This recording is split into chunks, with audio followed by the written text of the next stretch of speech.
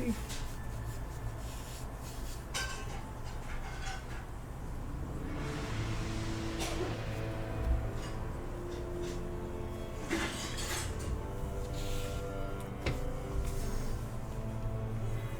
Alright. I'm on part 2 now because part 1 is done. Done. Details. I think that was adding armor, and technically I did that. I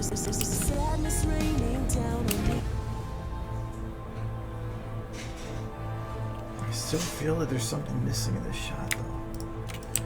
It just feels like these surfaces are too clear and too... I wonder if use them as a base.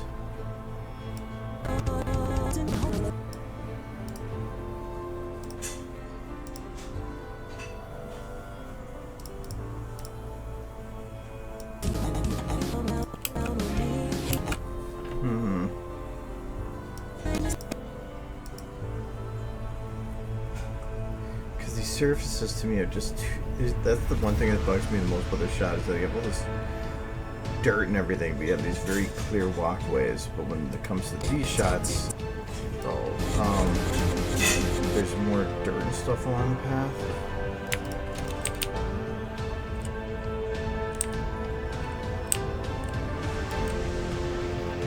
Oh.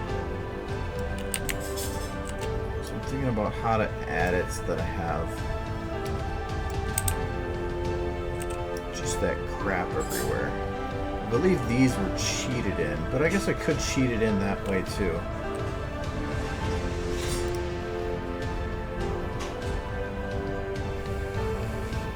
What did I name those? It's concrete, and I believe it's towards the end here.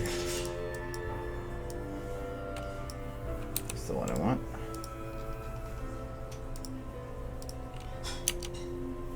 When is my next one? Whenever this one is done. I hope this one's supposed to be done for BronyCon, but I'm probably not going to be rendering and editing for it to be the final version, so it probably will not be released or right after BronyCon. There'll probably be a bit of a delay.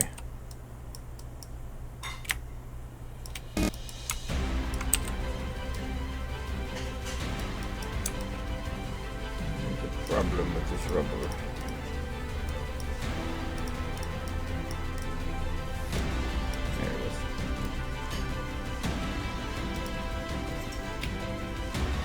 These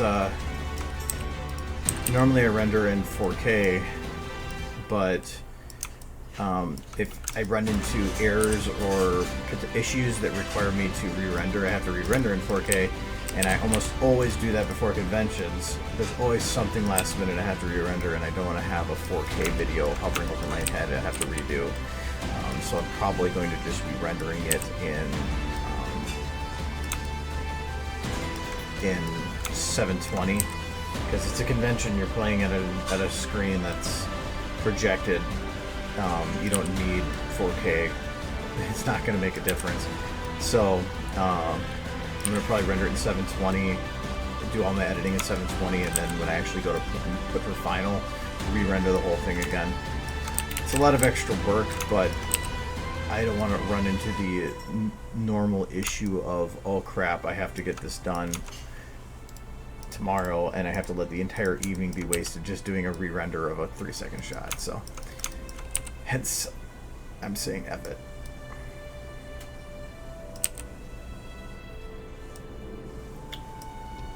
But also I'm thinking that there's going to be some stuff I can't show at BronyCon with this. Like, there are a couple of shots that I'm probably going to have some kind of blood in, and I can't have any of that for BronyCon. So it means that I have to censor and leave it out of here and then put it in the final again. But all that stuff's least of my priorities.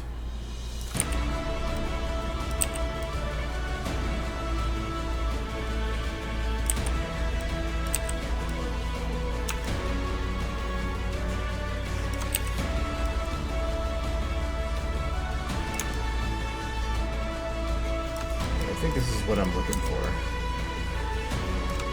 Yeah, for the most part. Something to provide a little bit of broken up dirtiness in this area. Hello.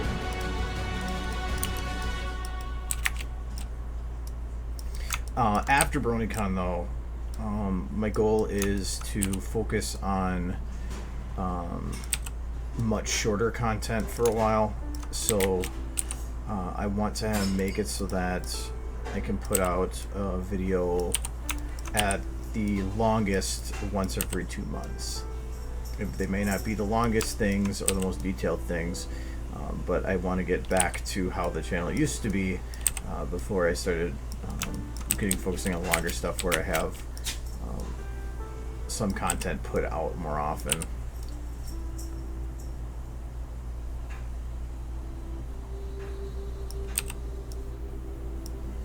Hello, hello.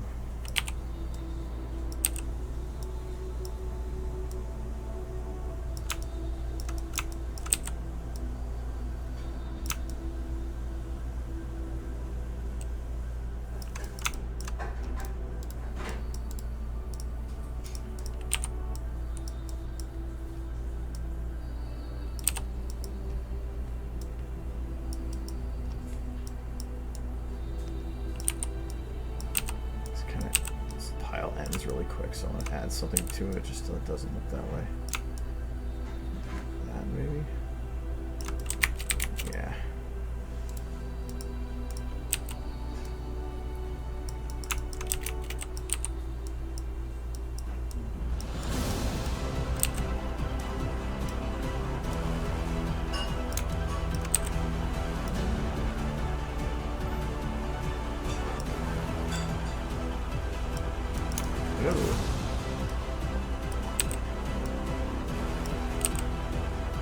Livestreams are best stream.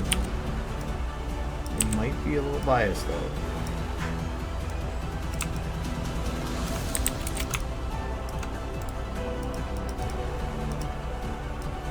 This seems really intensive, and I'm just like, hey, let's add more.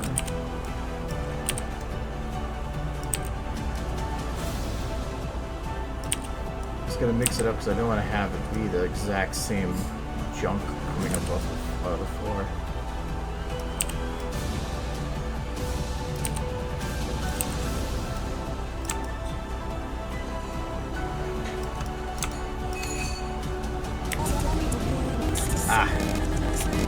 Forget. I'm gonna have to lock all this to the ground too.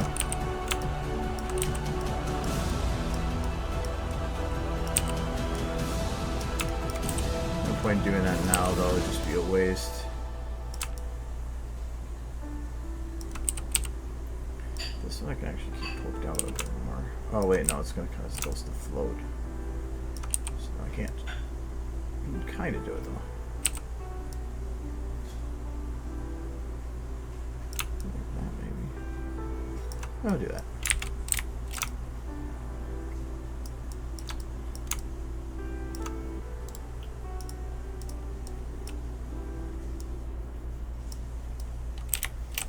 Yes, tucking is exhausting.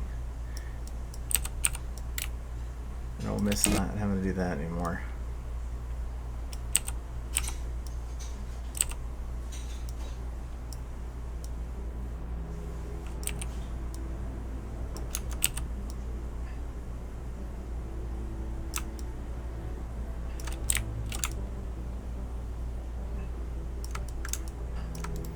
Okay, so how does this look?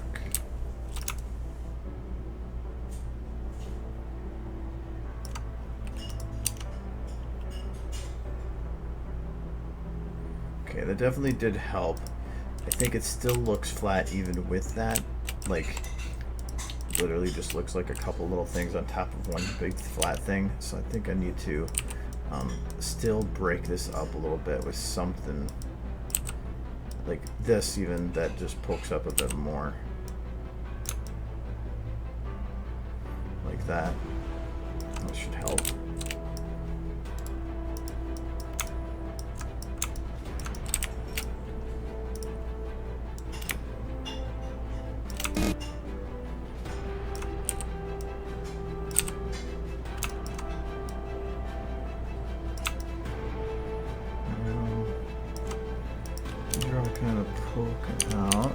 to make sure I'm not gonna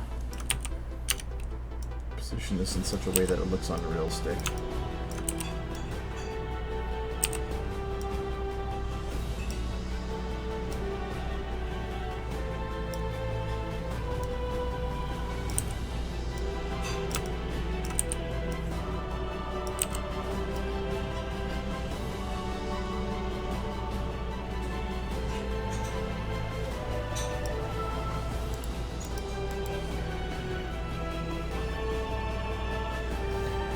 Well, yeah, so far today, all of that.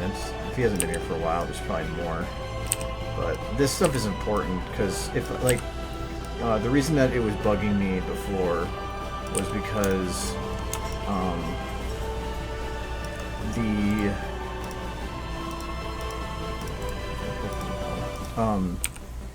the ground is detailed in some spots, but then it was excessively flat in others.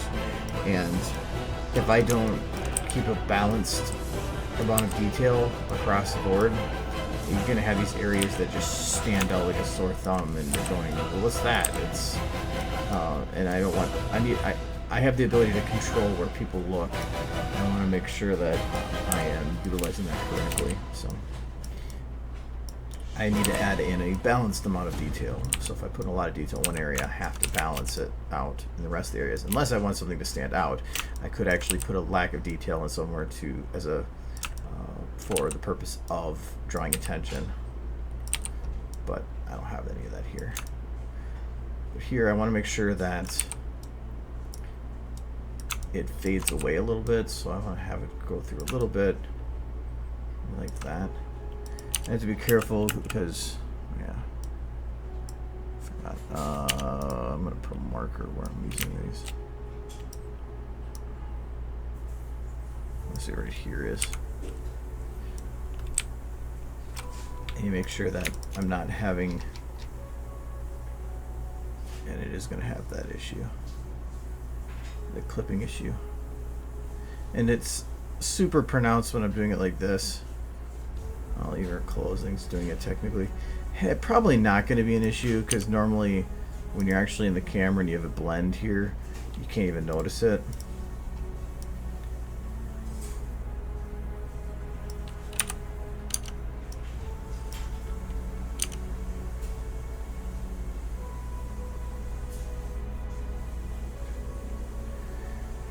I want to double check it though. Hello. Not much going on. Working on stiff.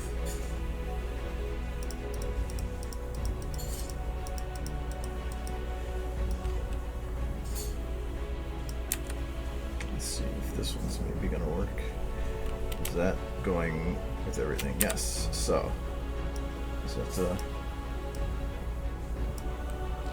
well, those are all locked. That unlock, and I can do it easier.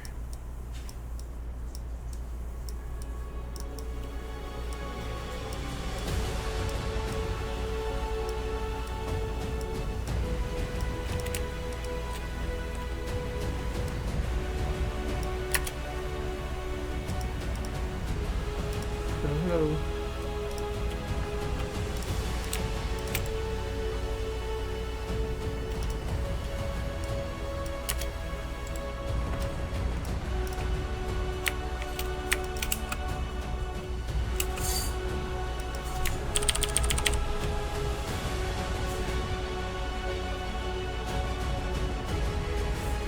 It is kind of doing that.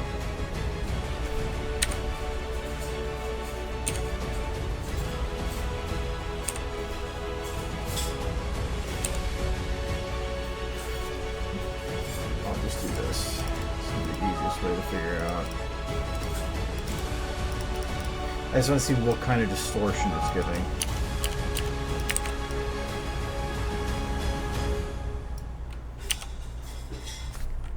So you can see when it blends, it gets rid of a lot of those errors, but I need to make sure that they blend to and cancel out essentially. I saw some other ones over here.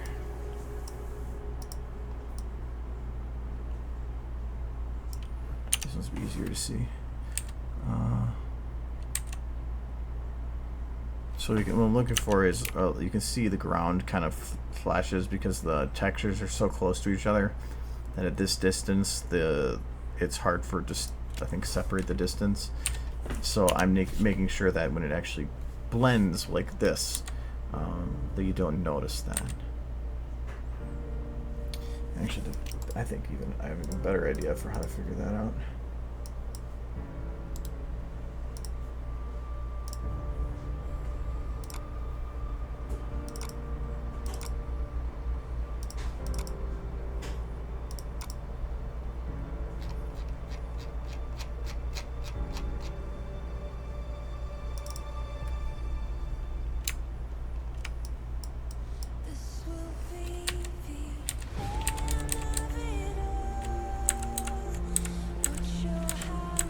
Okay, so I can actually see it flicker there. Is it going to be just too distracting though? This will be determining whether or not I ditch those rocks, or at least change how they're done.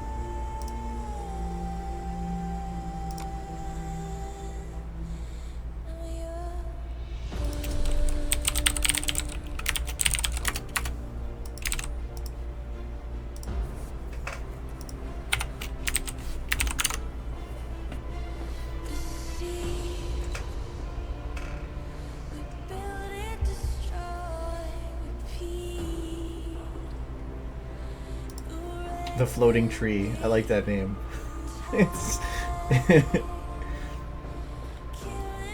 It's deliciously simple. I love it.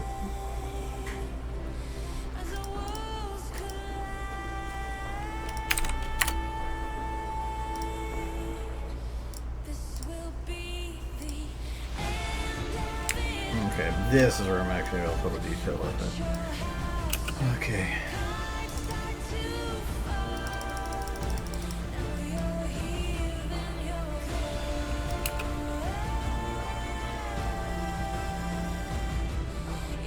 Oh, okay, yeah, Minecraft, I get it. Okay, yeah, so you can see it here. This right here. You can see it flickering a little bit.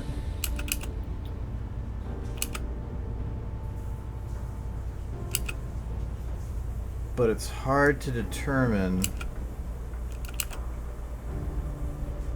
if that's going to be distracting or not.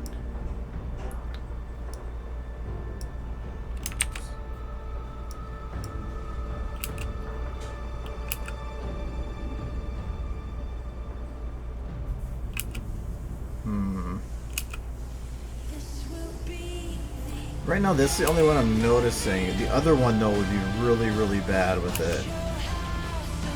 I think I see another one right there. Yeah.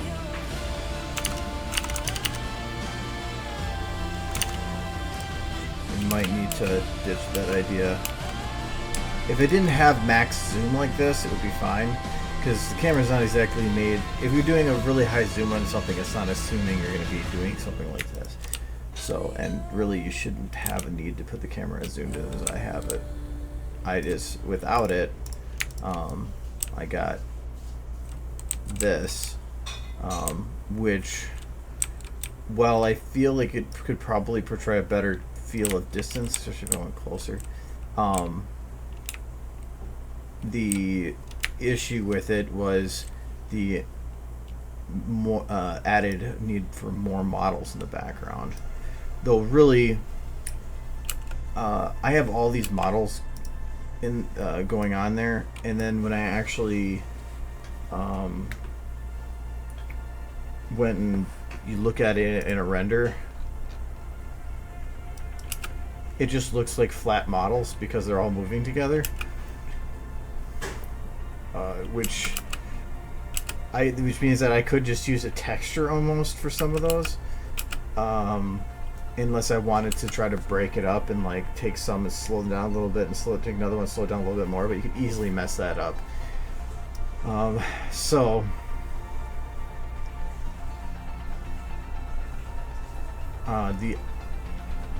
actually, if we move this really fast.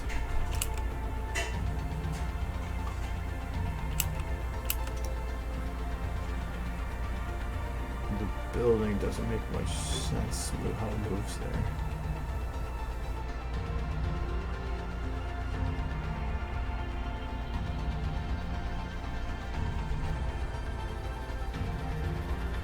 I might go with it. I think for how long it takes for the shot to go past, it's not going to matter. I know you probably can't see it. It's that's why like the only way you're probably going to notice it is it's this right here. And if I do this, now you can see how everything flickers.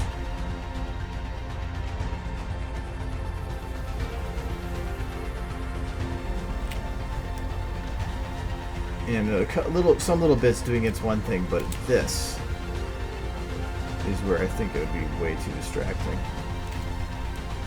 And it's not. It's normally things can clip, but it's judging by the comparison of distances. So when you're up close to something, this far of a distance might not be that far, but if you move the camera super far away, that much distance compared to how far away the camera is very narrow, and it's it starts having the difficulty with determining which is on top of which, and you start having that issue. The biggest issue I ever have with it is with ponies wearing clothing, like here. This can be remedied pretty easy if I were to take armor.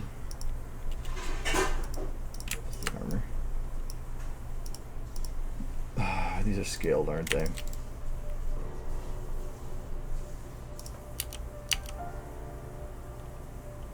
Not by much though.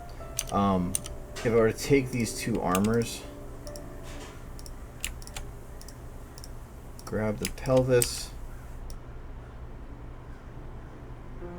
Okay, so they're having a little bit of issues clipping on top of each other, but to fix like the legs, I just pull it out a little bit.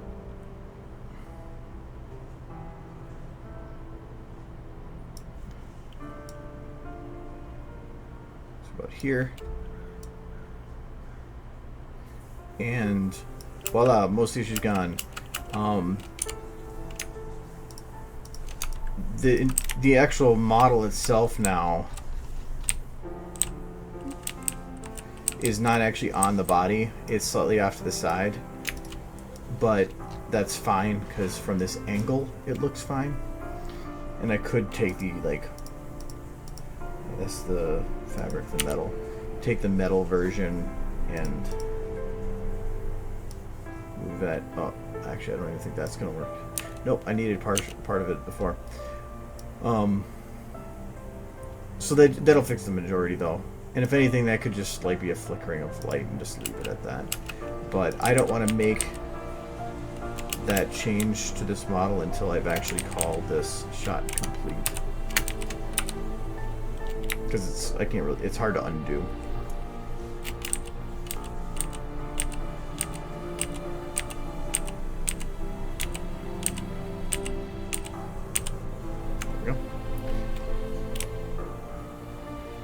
But the eyes are the ones that you can really see from here.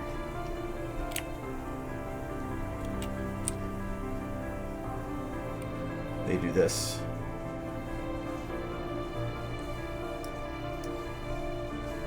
So normally, I mean, like even here, I'm getting it until this point, and even that's still not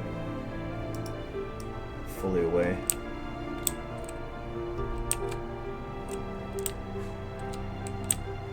But I fixed that before by taking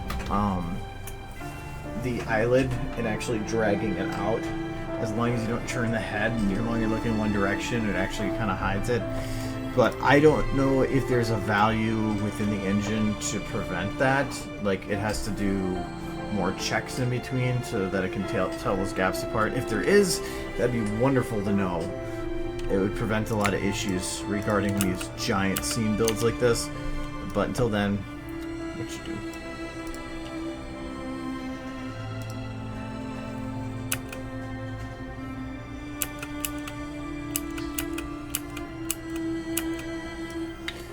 Alright, so I'm trying to finish up these shots so I can do some rendering. So, these ones, I was informed that Sam Rose actually has a dragon skull helmet, but I had issues because I could not find a skull that fit the pony head, which is like way too fat.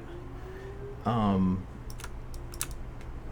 so the one that works best would be the Skyrim dragon, because the Skyrim dragon's head is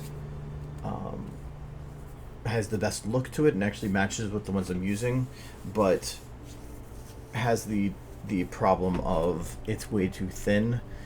So my two options were, currently the only one I have that works is this one, but it looks more like a dinosaur head. So I'm not sure if I like that. So I was probably gonna leave that out. I was trying to fix it with hair, but even then I think it just looks weird. So, and I haven't colored it. I'd color it white to make it look like bone. But it just, I don't know, it just looks stupid. So, he's bald. Little hair sideburns. What I was thinking of doing instead was to have him be helmetless and put it next to him, because that's about the only thing I can think of. I spent like an hour and a half trying to make dragon heads work, and it just didn't work out. I thought it was going to be an easy one. I think this is the dragon head I use. Yeah.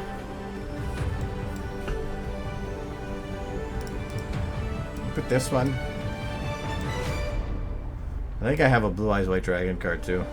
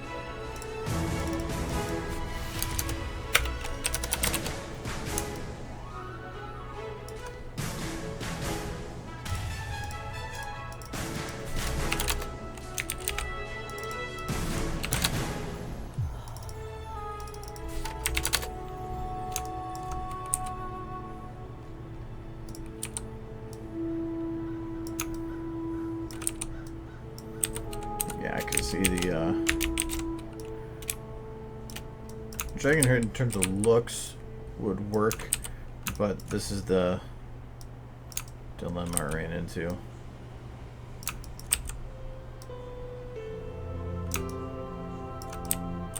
That's too fat. So it's like, yeah, it doesn't really work. And I tried to work around by duplicating and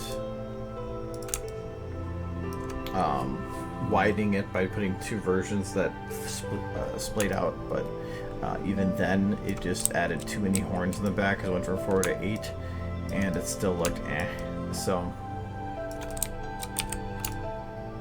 I think the main problem is a lot of the dragons have a nose that goes straight out from it, but I need one that has a bigger head and the nose that drops.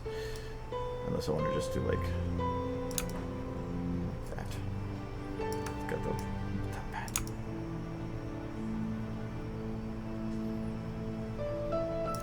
And if I made it big enough to fit. Actually, this is the standard size.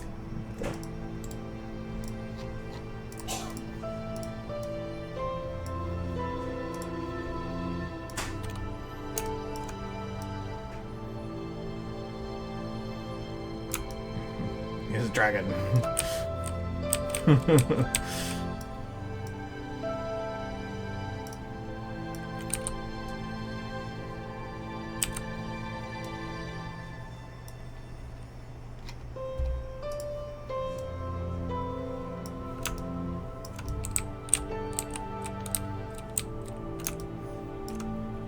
It's dragon was. It kind of works through the eyes there. Angry.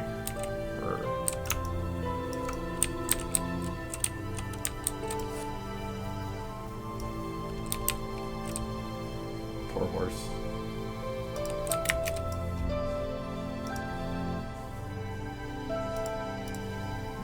This specifically.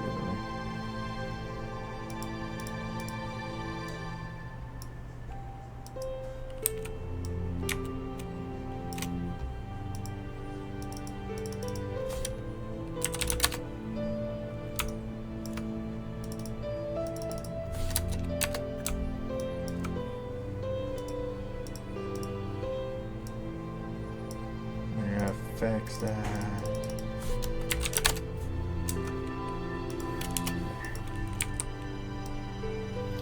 So I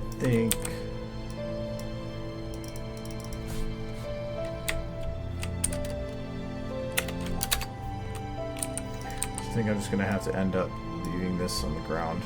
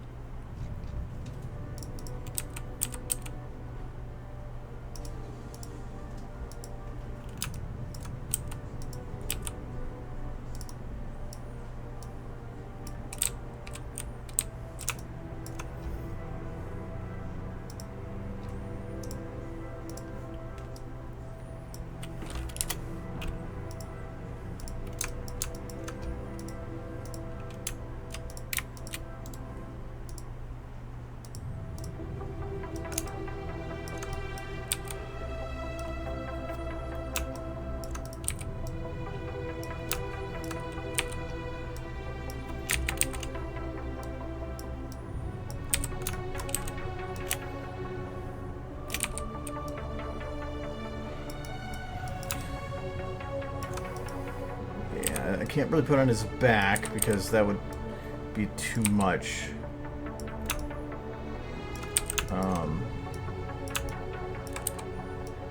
Too much on him at once.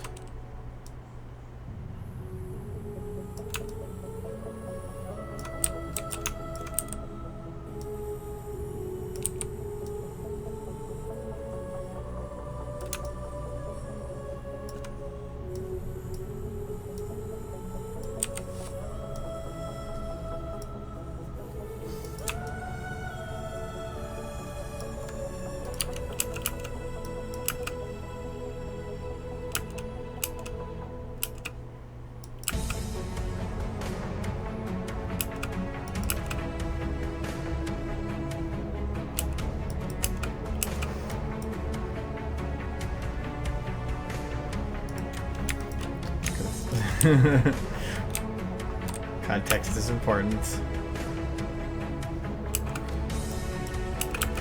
Okay, I originally had it decided that this was the hair we were going to use, at least for now.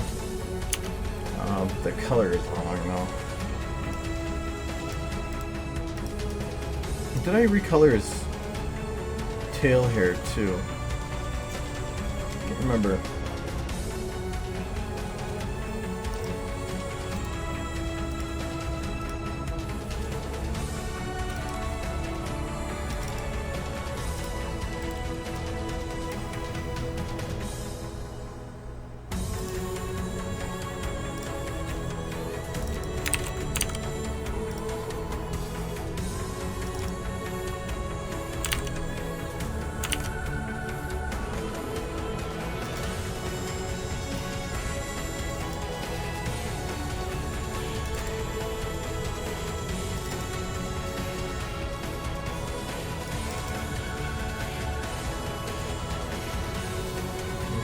Using this original color. If that's the case, and this is too red. I don't know if I can just override to fix it.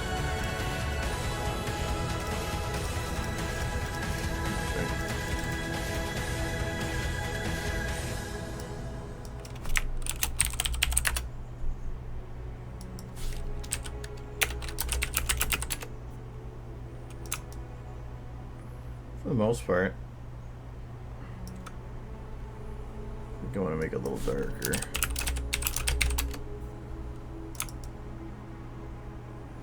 Don't like the way that the light is hitting that though.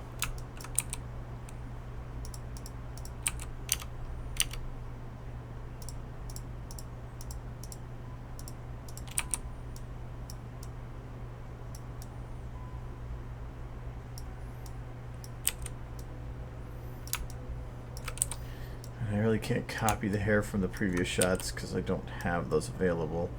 If I remember right though, it was just dual.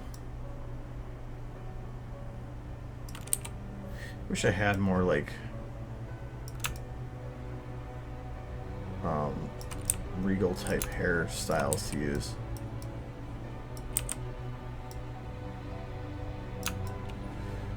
Limited resources, yeah. Actually doing it short like that kind of works.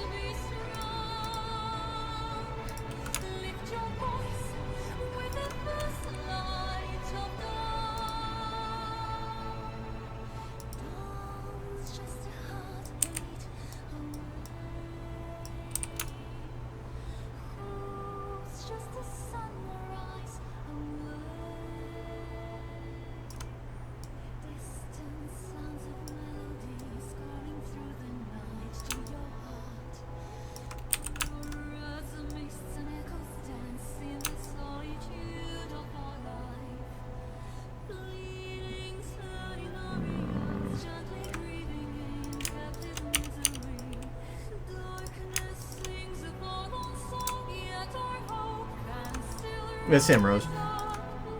I had a lot of difficulty trying to figure out good hair for him, so this is what I ended up going with. Mainly because of a scene I need later. Later I need hair that's floppy and for him, and there was nothing that I could find that would have actually worked that was still a male haircut. And this was the closest I was able to cobble together.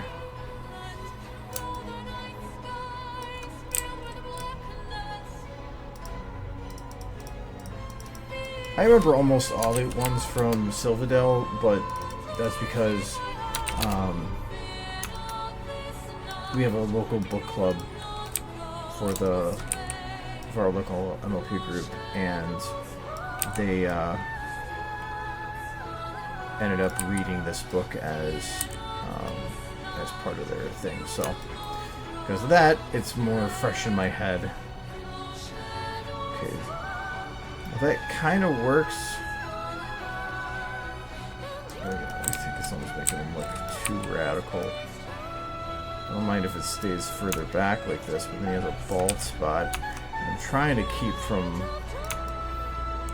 having all these little pieces of hair poking out. I don't want to have 3 of them. Especially since I can't control them.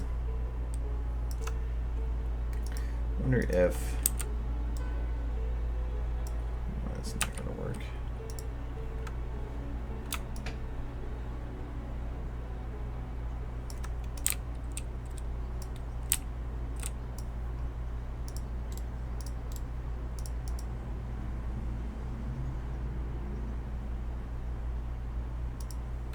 Nice. Yeah, I'm still I'm almost fully caught up. I haven't been able to put too much time into reading the past couple weeks. So but I'm on the last book, the one he's currently working on.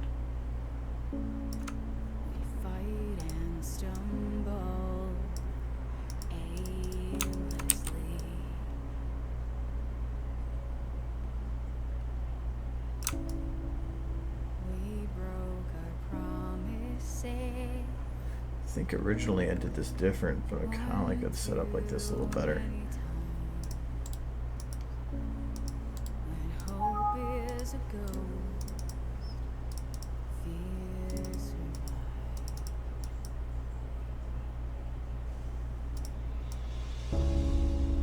I'm just gonna sit here.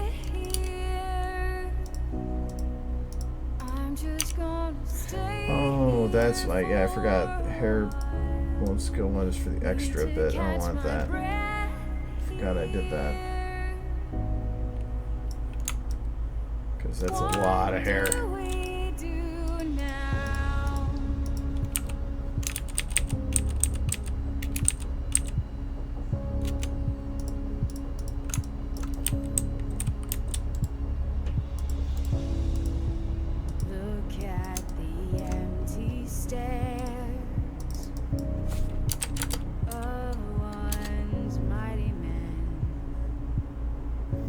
Most played song?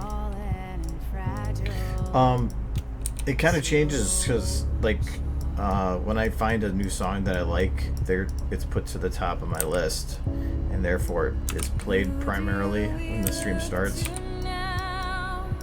Usually, I'll start hitting random when I remember to.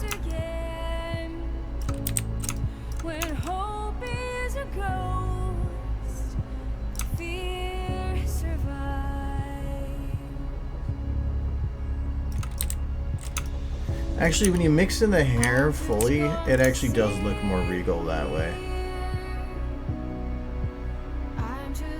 I think it was just when it was right across the top.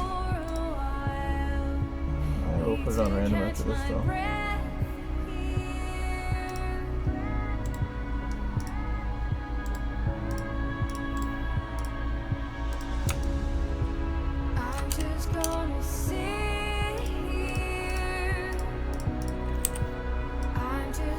No, but later on,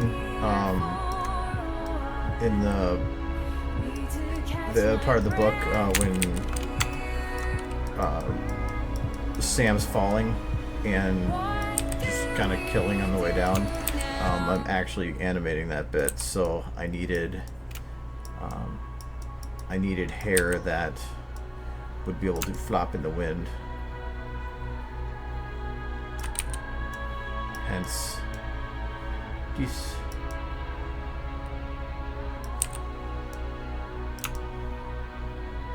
Don't even care too much about the details on this side because it's not going to matter as much, at least for right now. I feel like I might have been lower and out further, or just will they just turn straight down on the other one? No, I couldn't have been. I liked it where it was. Let's keep it there.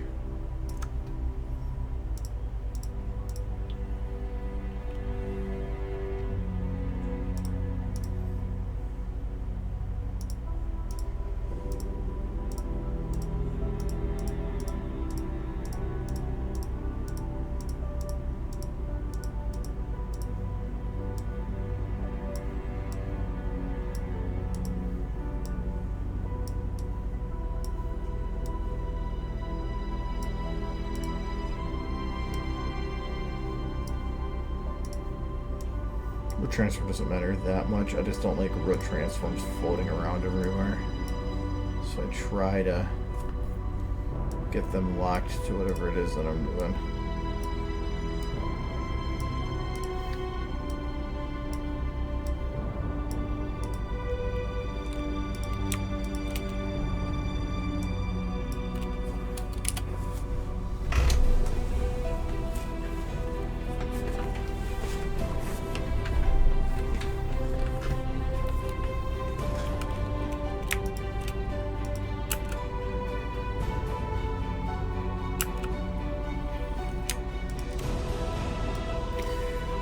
Okay, now if I have, so the hairbone,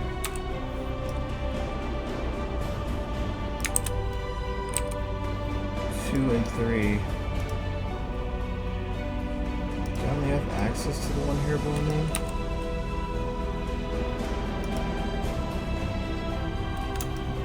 I could not have done that when I did this, did I? Because it does make this a bit harder. If that's the only bone I have to work with. Because I thought that was actually this bone that was locked out, not the other ones. Because otherwise, to make it windy, I have to physically move the entire hair. Which kind of works. It's just not going to work with some of these other ones. I'll try it, but if it doesn't work, I might have to actually redo it.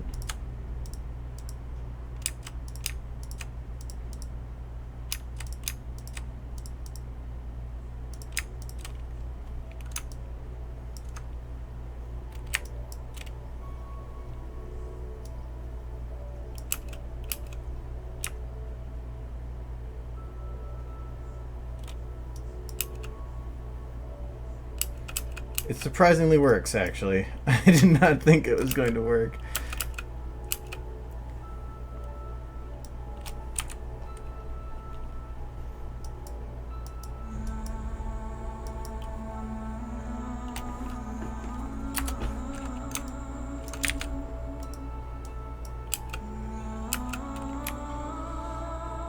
Okay, so I can't do that drastic of motion. Normally I go really, really drastic, then reduce it, but to do that, I'd have to have a default to go to.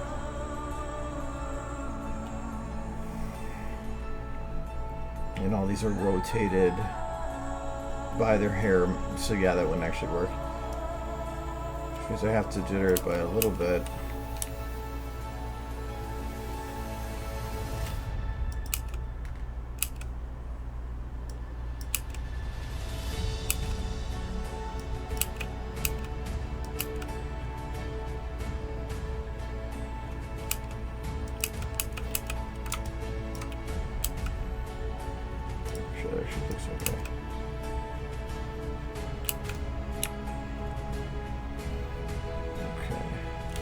Kind of. I'm going to put a little more jitter in there.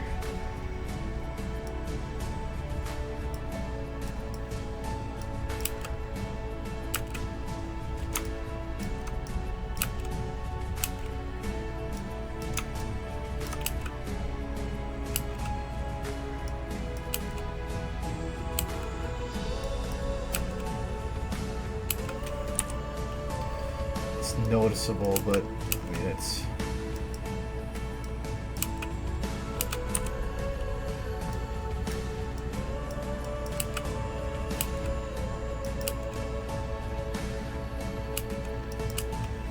With the camera motion, it'll be just blended in there. And right now it's like almost nothing to notice, but when you're passing, you're only running at like 10 frames a second. It's going to get 3 times that frame rate to render.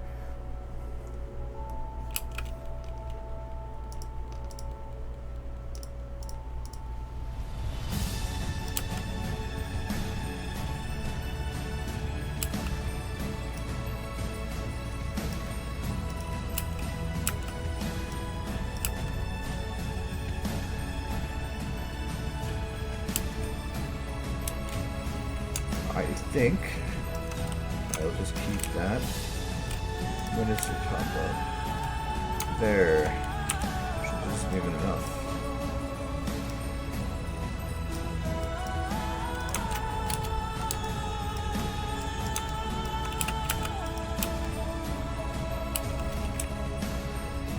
want to see if I can animate it.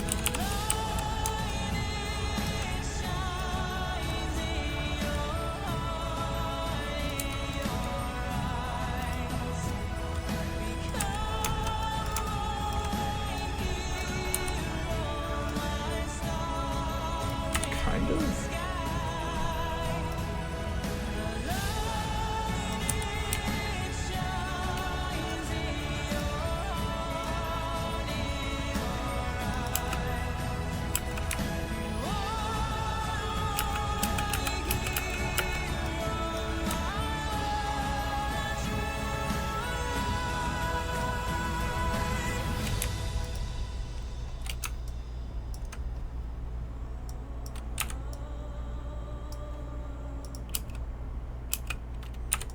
So this would be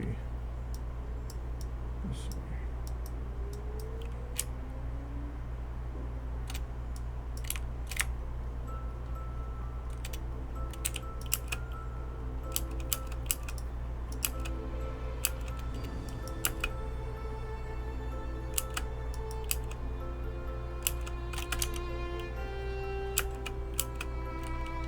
I think I might need a little bit more hair on the back of the head. Right now it does seem a little bit I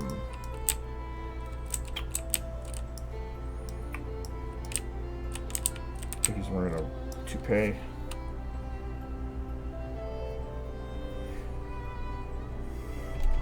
Oh yeah, I yes and no. I do. Oh, hello there. I do storyboard for the most part. Like for instance,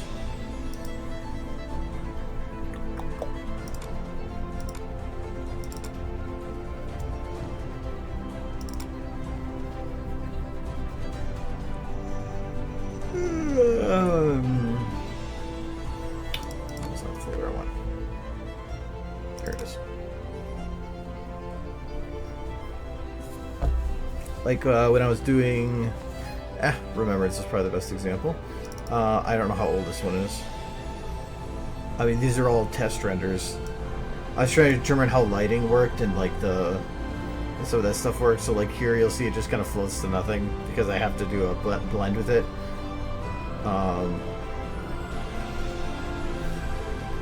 Testing lighting, but I think I'm not sure. Yeah. So like here, I just took a basic walk animation and I just she just opens her mouth. Basic stuff. Actually, this isn't even. Yeah, like here.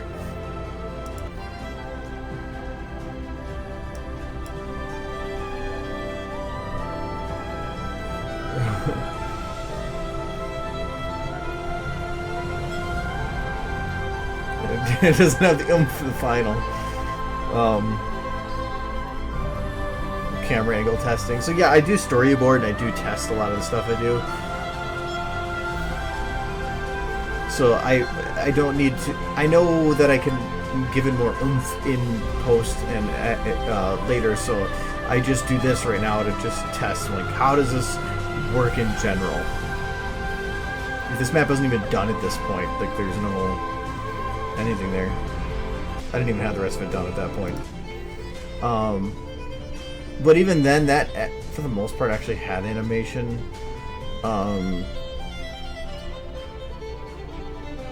These are my actual storyboards. And you know it because of this.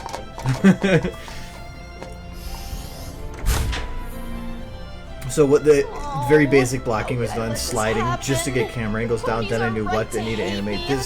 This camera angle changed. All the lighting wasn't finalized in any way. That was animated just because it was easy. Why? Why did Lighting you go? was poor. To do this, Yeah, she it's chose Bon to in leave there her right now. home, to abandon us, her family. That shot was split She later. betrayed my trust and she betrayed yours. Just as she betrayed the trust of the pony who she tricked into free BFF. The stable door override code? Where did Velvet get this? And why? I'm not sure what's going on or why, Velvet, but I'm sure of what I'm going to do. The decision was made, there and then, to leave the stable and find Velvet. I mean, the storyboard only took me, like, for that whole first shot, only took me like a week, not even. But by doing that, it allowed me to better refine it. So then, compared to the final, where I was actually able to add in all the lighting and stuff, it's essentially the same thing, but then at least I knew in my head what I was doing. I knew that this camera angle worked way better than the other one, by actually doing the rendering and looking at it. How could I let this happen? The ponies are right to hate Yeah, I saw the me. trailer. I'm the one who let Velvet get away. Oh, no, Brad. Velvet. But normally that's what I'll do first if I'm doing something that's big, long, and I don't have a reference. Like for this, I kind of have a reference, so that the camera angles weren't as big of a deal because I knew I had something that was telling me what the camera angles are going to be. But anything that I make that's unique to what I'm doing, yes, I will almost always storyboard, and a lot of the times I'll break stuff into shots early on and load up all the main pony models that I'll need. I like to build everything and have everything available so that I can jump around and start, like, kind of, instead of building a house in one, I'll just push little things around until every shot started building up and started working there together. It's the way I've always preferred doing it.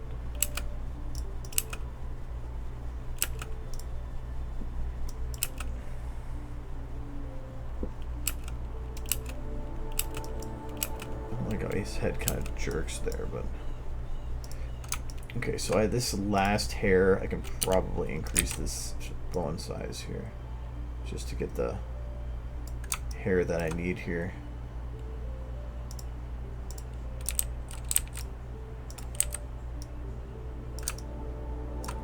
Oh no, not that one.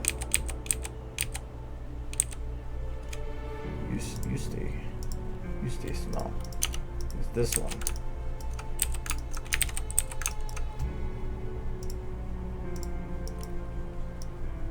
Yes.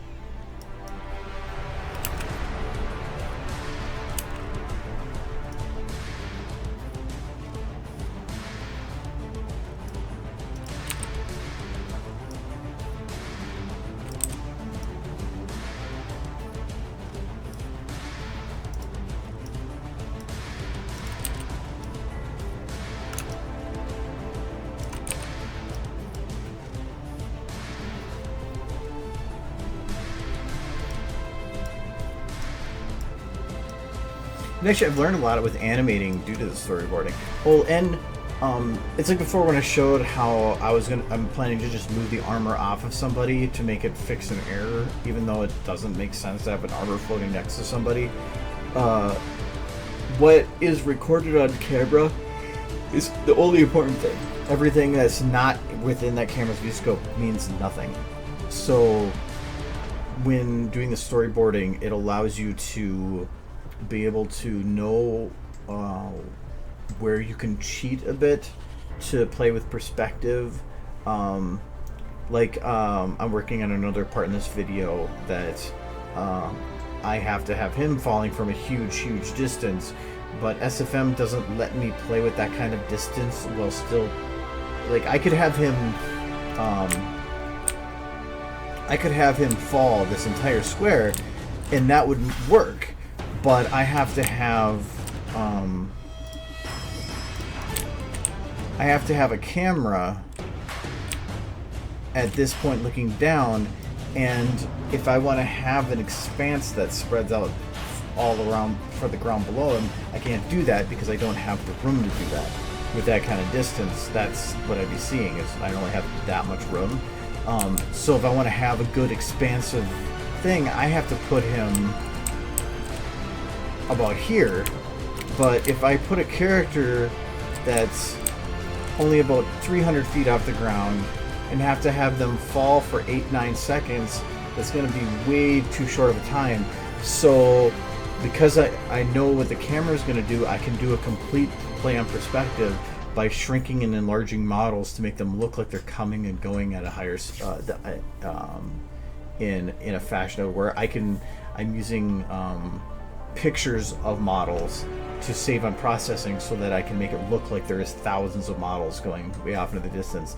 So knowing what you're going to be doing with your camera will help you make your video look better, because you can refine it down to what is looking at instead of worrying about what it looks like from a game perspective of like wandering through it. So also, I've been doing this a while, so yeah, it's gonna have I'm gonna have probably little thing, like my storyboards are gonna probably look a little detailed because I'm doing a little bit of like final refinement and stuff to begin with, but just making, if you have the right camera angles and the right planning, your animation can be just decent or even less and still make something that looks good.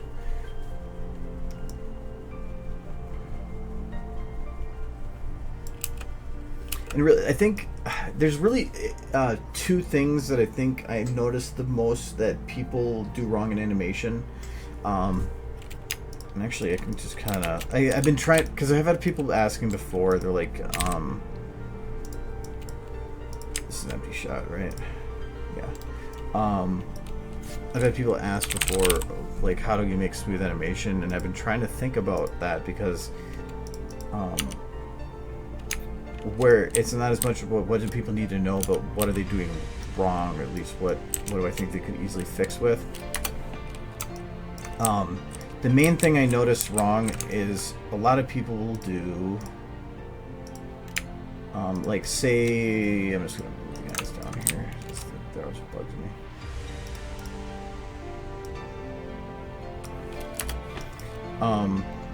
Is they will go and say, well, I need to have a pony's head turn. So I'm just going to move the head, like, let's say the head, like pony look this way. So they go this way, and then they'll have the eyes go that way. And they'll be like this, the motion. And I mean, even beyond that, you'll have them go.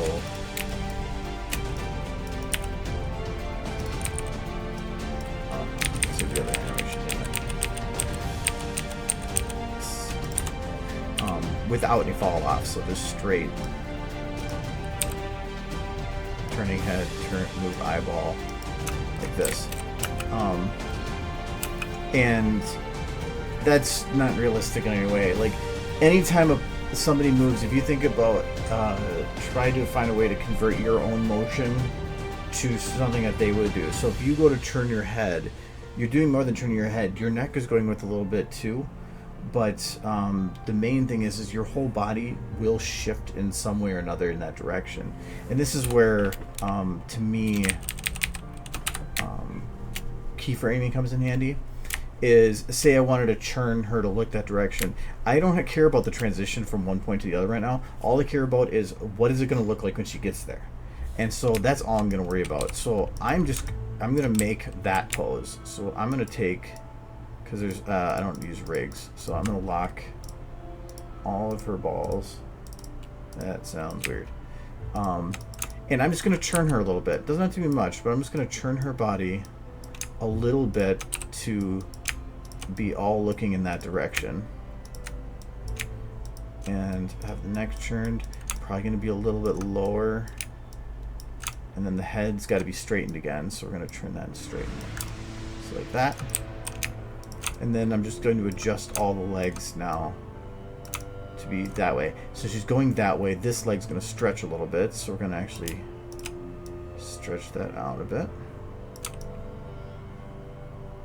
I'm not going to make this perfect. This one is probably going to compress a little bit, so we're going to just a little bit.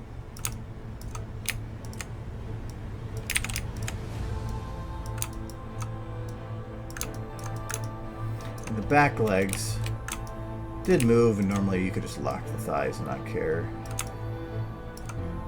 I'm super lazy when it comes to that. Okay. So, and then we'll take the eyes too. Okay. So that's just the motion. So now she's got her whole body involved there. Bam, bam. Then it's just as simple as just grabbing this and blending it in some way or another. If you want to have a quick movement, doing a little short blend with a large fall off is usually the best way to go. But this is going to give you the smooth result. With the fatter middle. Okay, so that's giving a more realistic motion, but it's not just about going A to B. It's the path you took along A to B. So I want to make sure that she has usually whenever I'm going like left to right or I'm going from a motion to another, there's a dip that I try to add in there somewhere. So I'm just going to take about when the motion starts and say here to here. I'm just going to grab somewhere in the middle. We're just going to say this, and I'm just going to have her dip. So we're just going to give her, you know what? So I'm going to lock the thighs. Don't worry about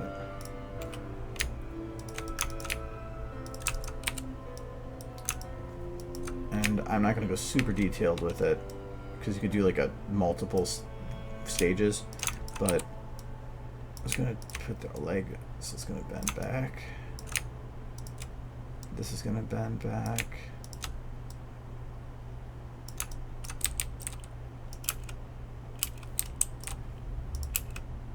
Okay. It's kind of really cheaply done, but and when transitioning or when the eyes are changing focus from one subject to another, it's usually a good idea not to have them move like this. The best idea is to actually say, I'm going to say this is the midpoint. I'm going to keep this in and this out. So this is going to have it so that her eyes stay where they were and then go jump. And I'm going to have her eyes close. You'll notice a lot too if like you go to move your eyes usually from one thing to another, it's like your eyes need a reset and you'll kind of do a blink anyway. So it's just fairly natural to do. So I'm just going to have her close her eyes.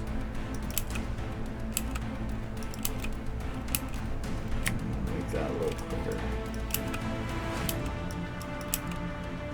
Okay. Now her head is still really stiff with this, so I need to have it. I want to have her lean into the turn. Her whole body's moving with it, but now I need to have her head kind of direct herself into it. So to do that, I'm doing the head tilt, and this is pretty standard. Like I almost do this almost every time, like how the body moves as I'm doing it. So I'm just gonna dip her head like this, so that she's kind of like,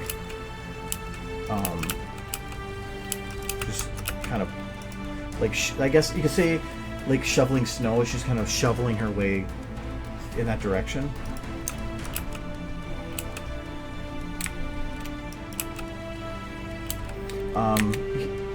And there's one other thing I want to do with the eyes, but I'll get to that in a sec. So when she gets to the end there, she'll just let her stop moving. That's not that great. You want to have her kind of hit it and then drift back a little bit. And this is actually something I'm trying to utilize a lot more. I'm going to deselect the face because I want to keep the eyes the same. But I'm going to say at this point, so a good point afterwards, I'm going to have it. So this is where she hits her end point. She stops moving. I'm going to take a point a couple frames before then, like right about here. And I'm going to say playhead, which means go back to copy the animation from this point to this point. And so now she'll, she hits the end point and bounces back a little bit in the animation. But her head is stiff, moving stiff with that, so I'm going to actually counter that. Because that should stay still by keeping that direction.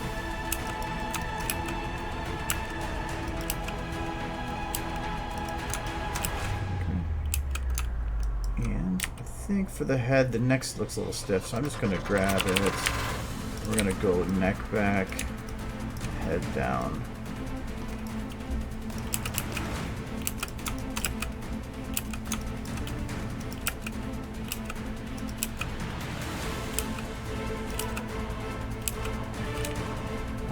And if, oh, the other thing I was going to do with the eyes.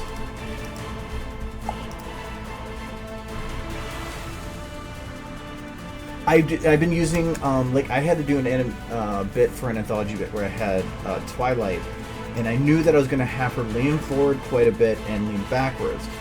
So I keyframed her in her base position, and her further back, and her way forward.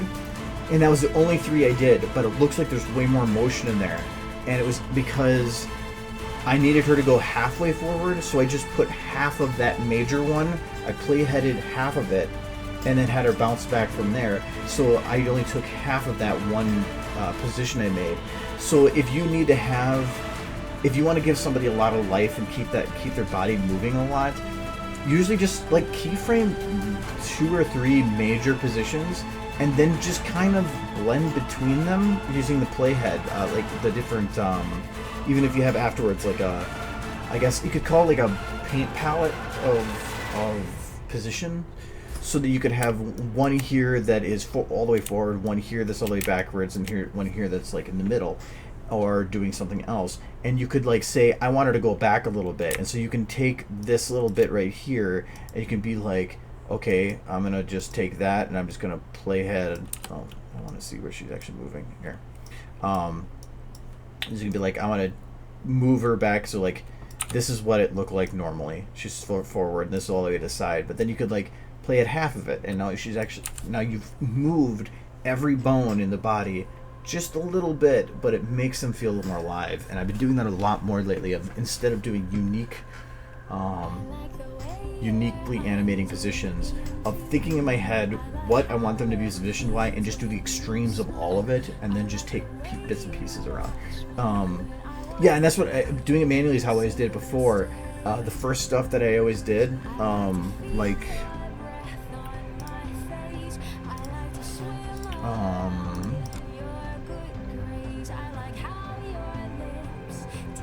I don't remember if I have my very, very first one in here. My first major one, anyway.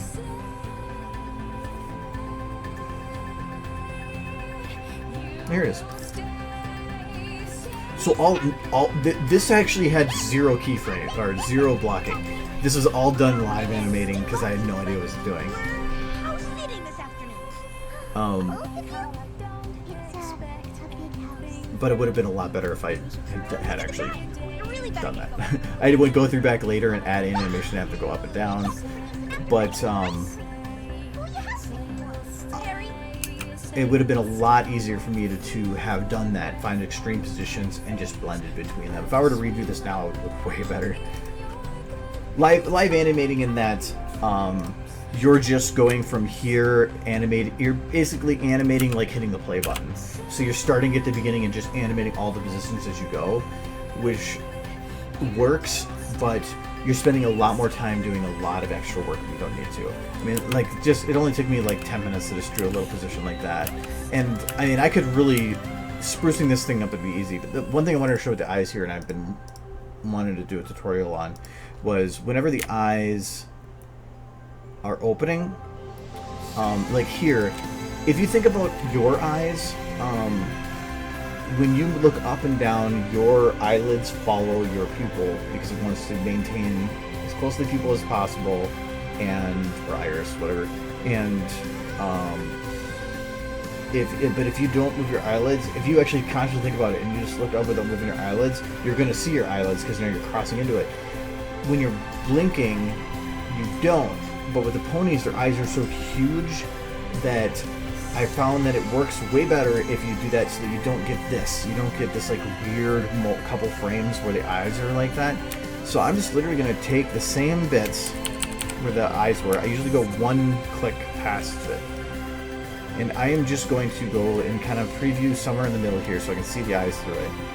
And we're just going to take the eyes and go down. In this case, it's not always going to be from going down to up.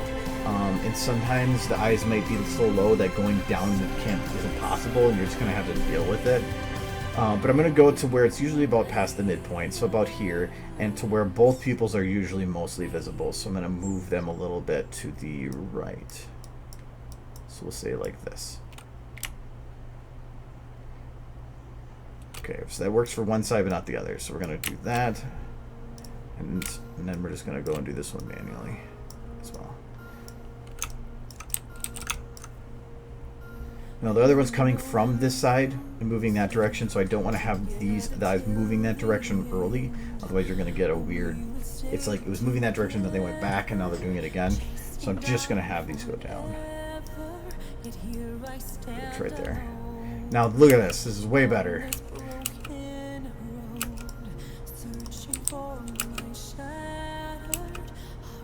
And if you want to, you can add in a little bit of extra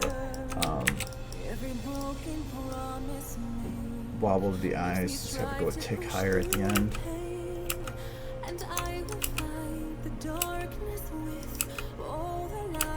And normally I'll also have it when the eyes get out here, I will have them open a little wider. Which either you can use wide or you can have them just close slowly.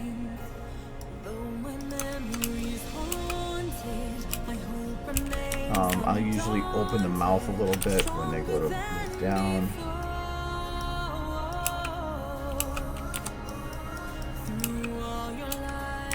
I'm just going to have her sucker quick at the end, but then drift off a little slowly.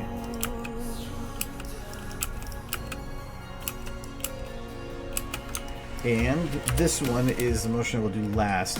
When her head goes down like that, especially for 3D models like this, it's not just about bending bones, but also manipulating the bones. So I'm literally going to grab her head and drag it down. Oh, we'll drag it way out there. No, I'm going to drag it downwards, so it has a little bounce to it. If you do it right, you get that.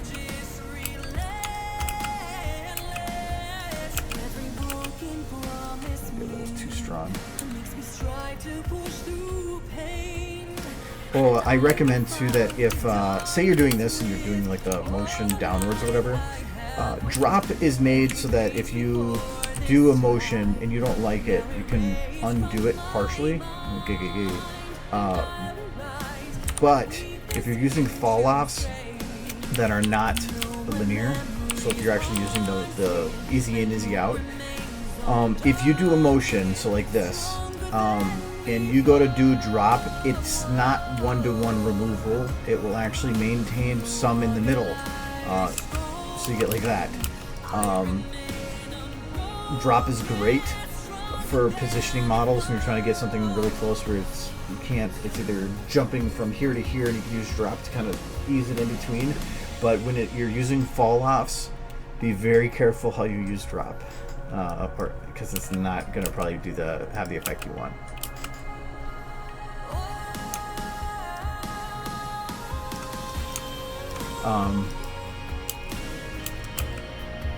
So yeah. And then if you wanted to add a little bit of extra motion to the eye, hit the wings. So that's wing motion.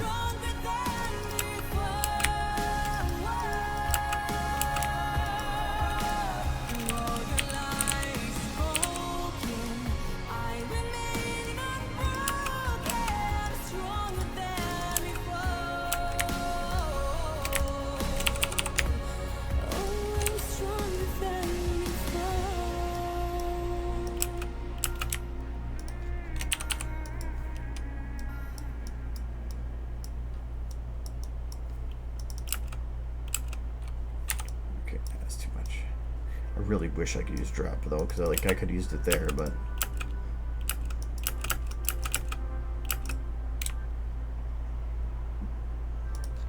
even then, I could go and add in some extra downward motion, just a little bit.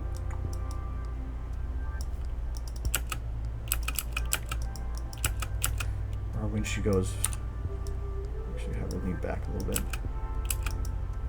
Well, that's too much.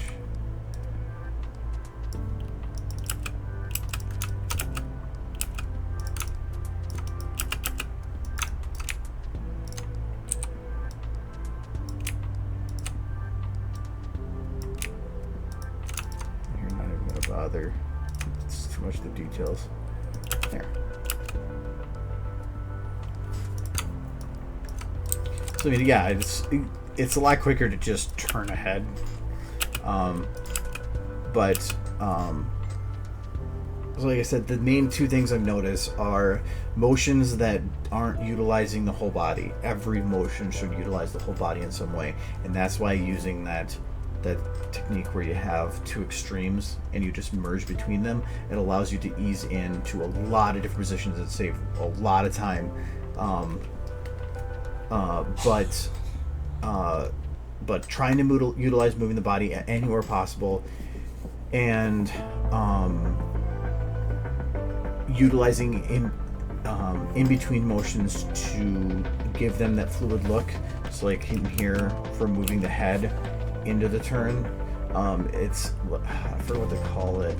It's one of the rules with animating, but making sure that every motion has a motion leading up to it and another motion leading you out of it. It's not just looking from where you are to the left. It's about giving momentum to maybe to the right a little bit to move to the left, and then a little follow through. I think that's what's called follow through. It's like if you throw a ball at a ground, it doesn't land there, it'll bounce, and that's what you need to try to give, is that bouncy feel. Live animate, yeah, if you try to animate live on something, you have a huge potential to waste time, mainly because if say I keyframe something, and like I'll show you an actual detailed keyframe.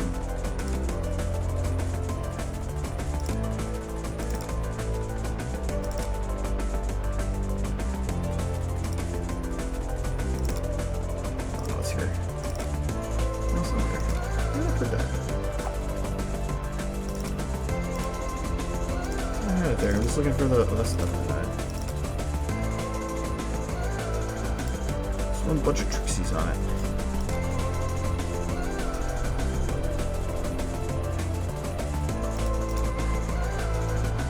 Where did I put it? It used to be in one of these folders.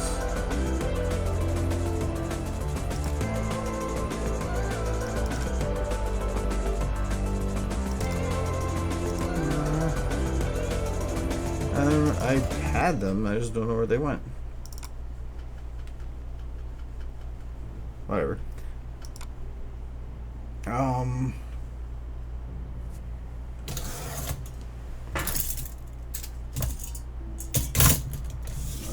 know I had that on a flash drive somewhere too.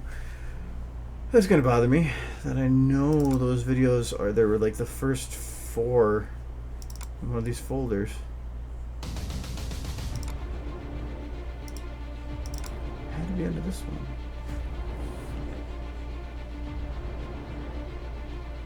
I'm not seeing it. Well, anyways, so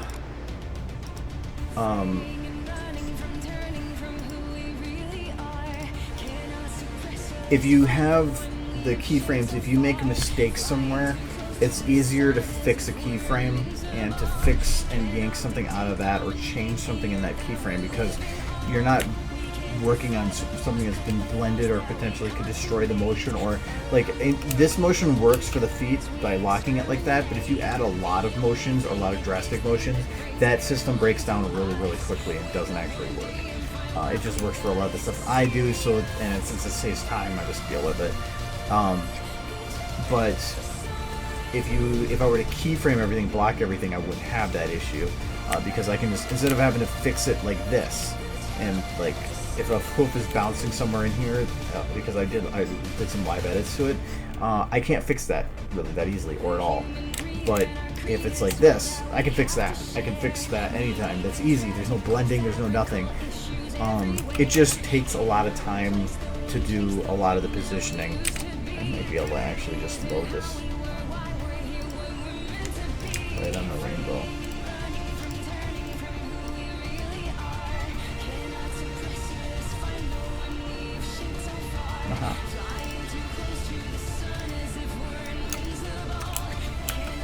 So, this is a keyframe.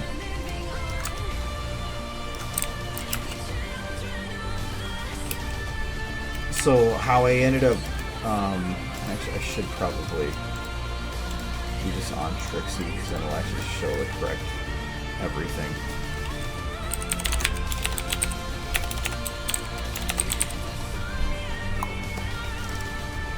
I think I did it with the regular Trixie. I don't think the enhanced existed at that time.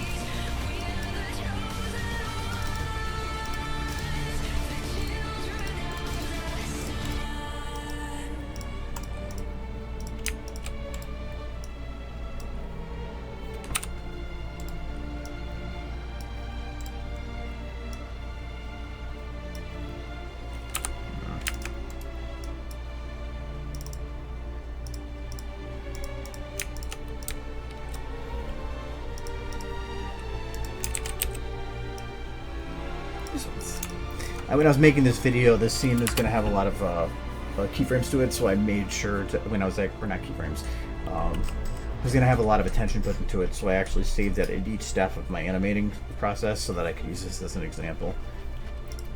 So this is the keyframe, and actually you could do it once. Maybe your clothing. Get naked Trixie. There we go. So how I determined where I needed keyframes with this were whenever a hoof was being moved from one position on the ground to the next, and normally I did it where when one hoof was leaving, another one was getting ready to move. So in here, this hoof was down, but I needed this hoof to move forward. So when this one did, this one landed. Or no, I'm sorry, I had this backwards. So this one was on its way down. So when this one went down, this one came up. I had to always make sure there's at least 2 legs on the ground, because if you don't, you can get messy. So here was a really tough corner, so I needed an extra frame to get her around it. And then this is her leaning into the corner. You're gonna have your back hoof lifting off, and this one's starting to lift off. I tried keeping it on the ground, but it was pulling too much, so I just gave it a partial pulling off.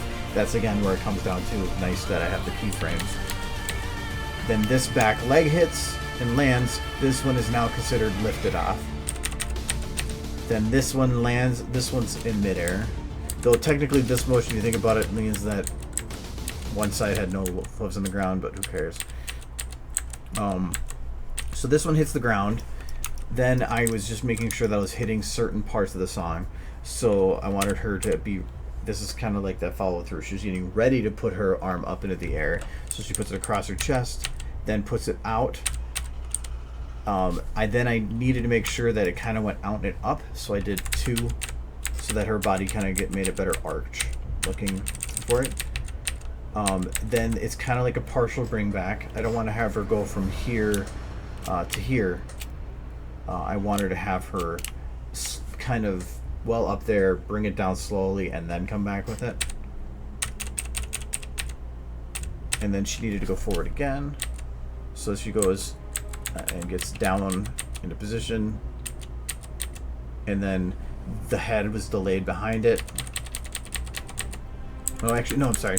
She needed to have her chest out. But then this needed to have a little bit of motion because I knew this was going to be sitting for a while, so I just added a little of something extra. And then that was going into the next shot.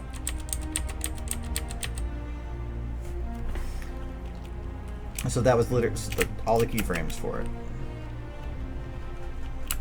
And then when you complete it, and get it all refined.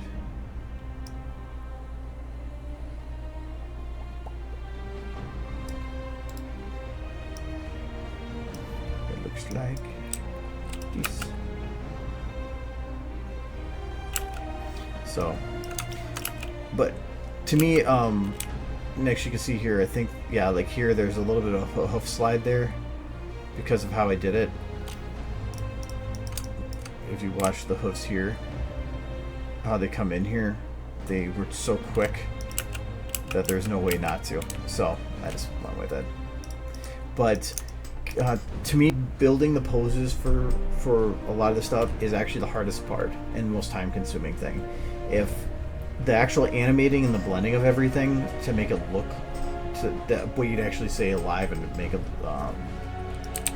actual animating portion after the posing is exceedingly quicker for me than it is to do the keyframing, because the keyframing is trying to get everything to look exactly as you want it in final, because once you start blending, you're kind of stuck with it.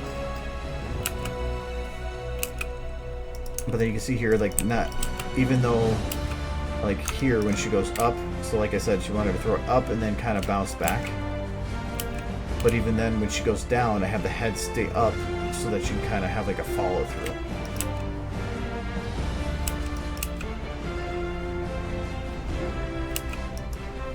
Yes, this is Transformers music. Everybody asks that every time this song plays.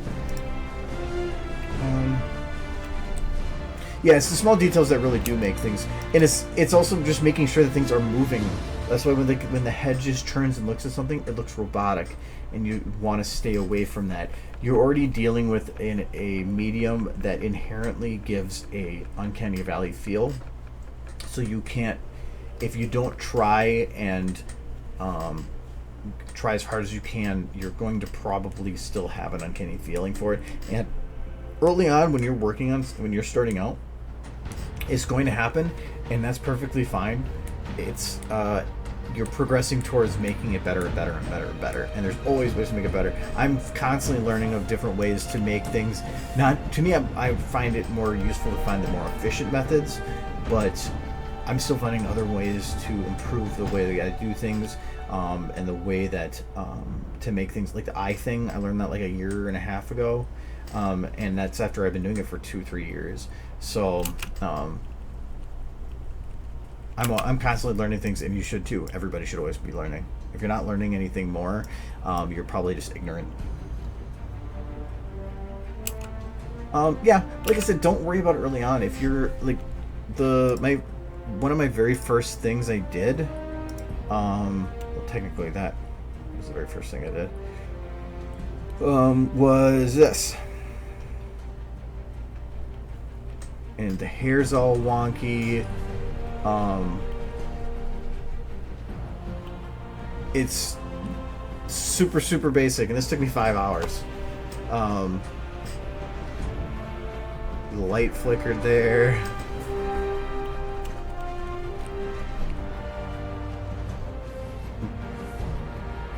But I made progress, and I improved. That's the important thing. So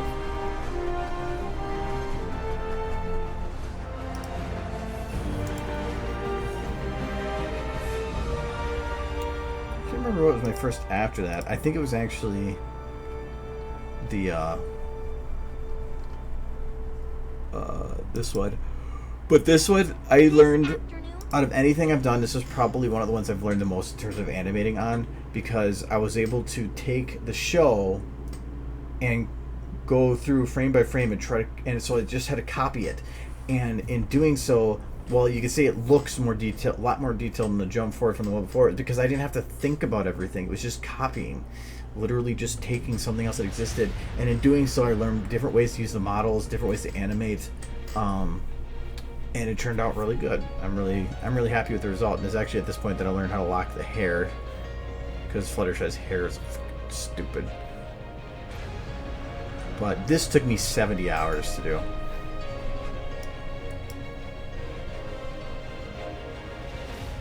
Maybe I did swear. So yeah, moral is do what you can to improve, but don't be looking at your stuff saying this is a bunch of crap. It's not crap. It's just you're taking another step forward, and it's a long journey.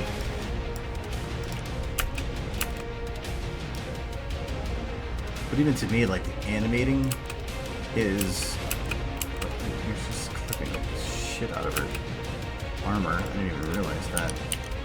I can't even see with the lights on. Yeah, I gotta fix that. To me, it's not about the detail of the animation, it's the detail of the environment that they're in.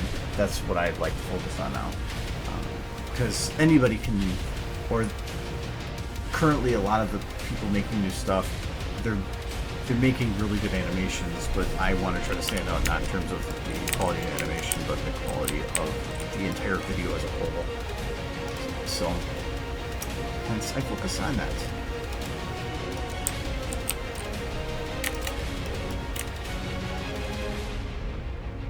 Okay, that little clip of the leg there I'm fine with.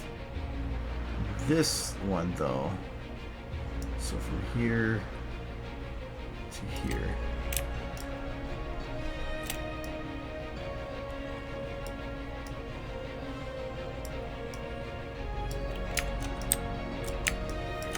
We're just going to do a super cheap fix.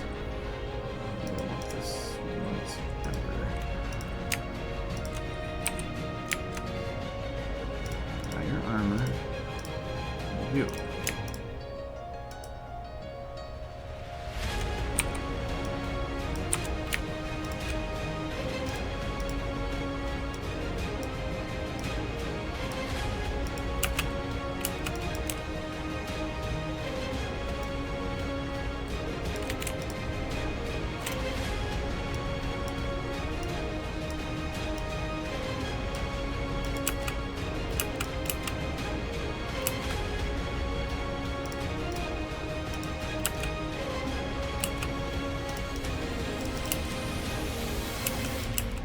Okay, can't really prevent that one.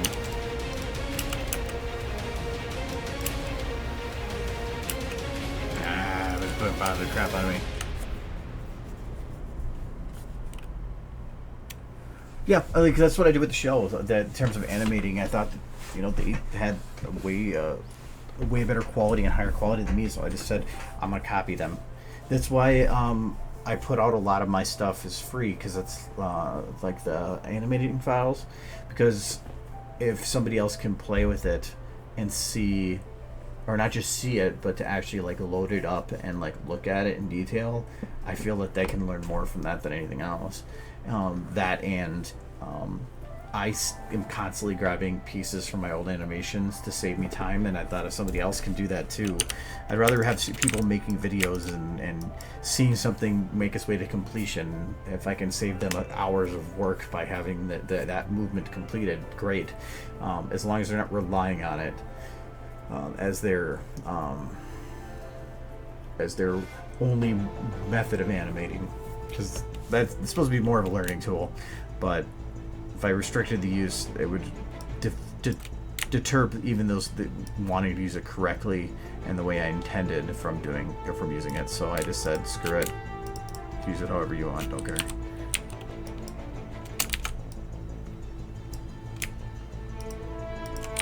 I have a feeling that even if I trim this, it's not going to fix it. Actually, kind of did. Fixed most of it.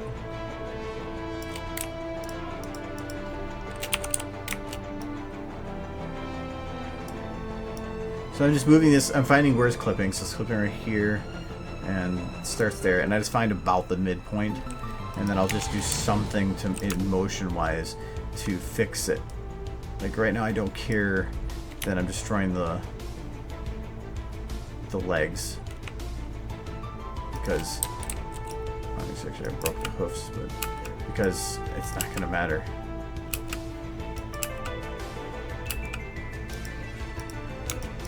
Can't see the hoof anyway. So this is almost done. There's a little clip right here.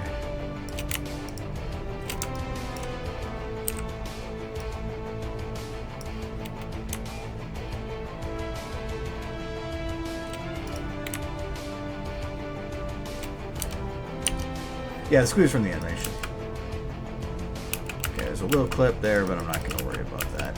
With the lighting and stuff, I don't think it's going to be even noticeable. And it blends into... Yeah, I don't even notice some of the clips. The butt clips right here. But it just blends right in. I've got part 1 completely done so far. I went off a tangent there, so I didn't get too much done today so far. But that's fine. Part 1's completely done. This is the one I'm working on now. Part 4 is almost done. So I mean, technically, the beginning and the ending are just about done. The only things that I really have as a worry are 3 shots. That's Oh, I probably should like retexture that soccer ball. This one, because I need to figure out the scene build, because I am absolutely hating the way that this is looking. I can't stand it. So I need to fix that, and then there's 2 other scene builds that I have to work on for the other one. So technically it's a month. I have a month for the amount of time I have to work on, because the other shot is 13 seconds, and the thing, or no, it's about 13 seconds I have to do, and then this only has about, yeah, I have like 18 seconds of work to do in the video out of a 90-second video. It's just that these are the most complex parts. Yeah, I should probably not have a volleyball.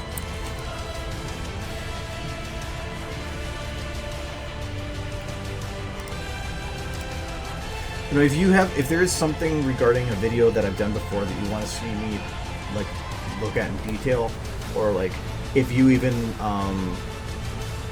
if there's certain animation for a pony or a model that I'd never made for public for download, let me know and I'll go and grab it, and then or show you how I did it and explain, because it might be a motion that you're looking to do.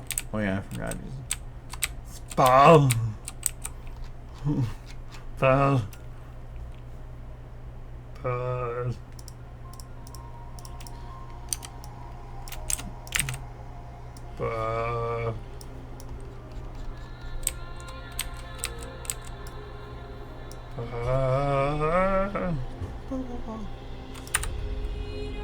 Yes, I agree. Forget I give them. The face is invisible. I usually have some stupid, goofy grin on them. I have to actually figure out the pony I'm going to use for this shot, because right now I'm using Berry Punch because of the colors working. But technically, no.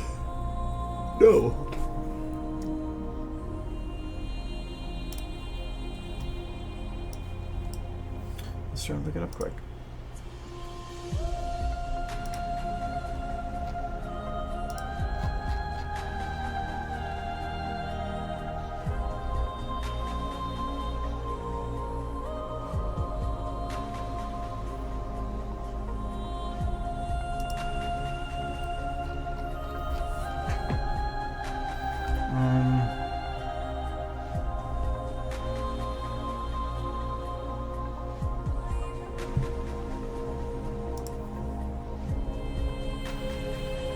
Okay, I'm just gonna go with the first person I see here. Mare, okay, good.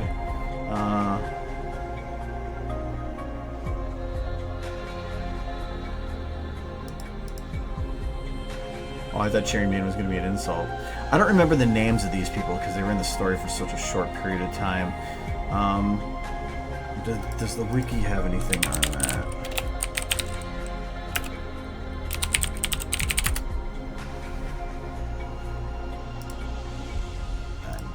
No.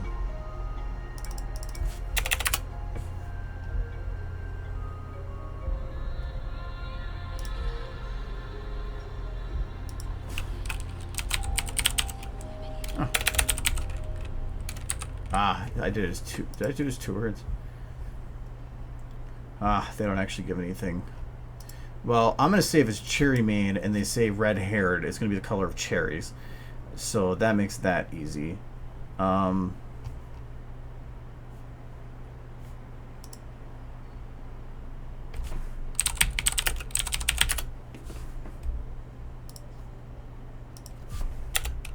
It says it's going to autocorrect, but cheery technically is.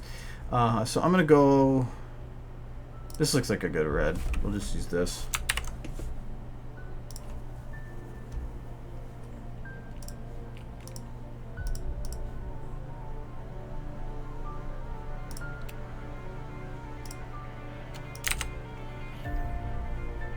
Okay, so there's my cherry.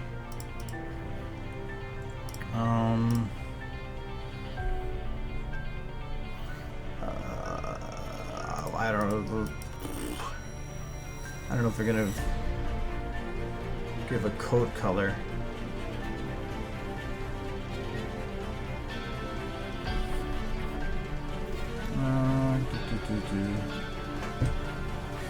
Yeah, I'm thinking that might take a little bit to try to figure out the color of the coat.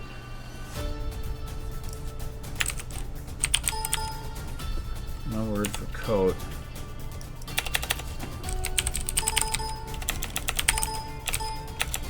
Nope. Hello. So I'm kind of curious whether or not the color of the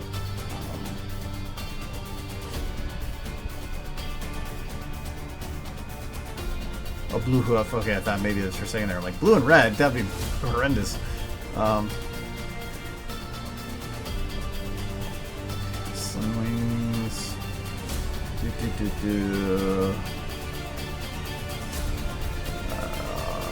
Yeah, I think that's going to take a little longer, or if they even have anything other than just that color. I'm thinking so, but it's probably going to take a bit. But that actually shows, though, that if the main is cherry, which is very close to what she is, that means that the actual pony is probably similar too, which is good. I don't want to keep the actual mane and stuff though, because I don't know if that quite matched the personality. That's why it says I'm actually gonna replace the pony. It's going to say cherry mane, just so I have it down. Alright, I need a different ball though.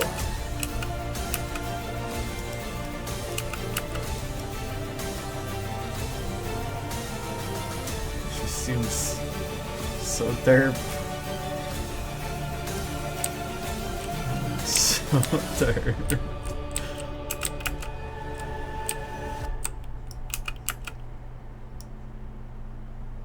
I did animate the hair and everything too, so okay. Did they say what color the ball was? I'd rather get my details right. Dribble the ball. I'm thinking that's just gonna be ball.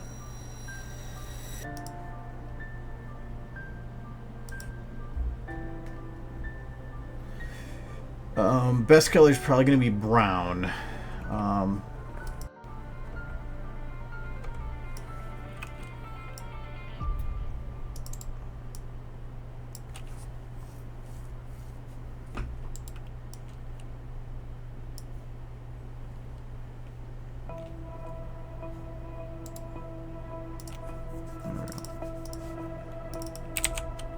Oh, that is a lot of fucked up words to get a ball.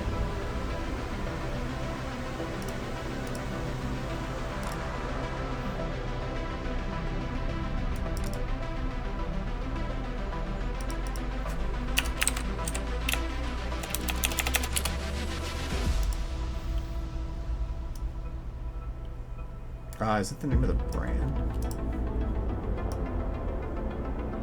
Oh, it's Gala. Alright.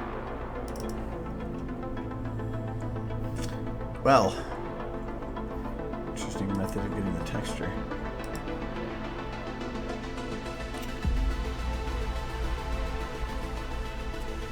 That's me.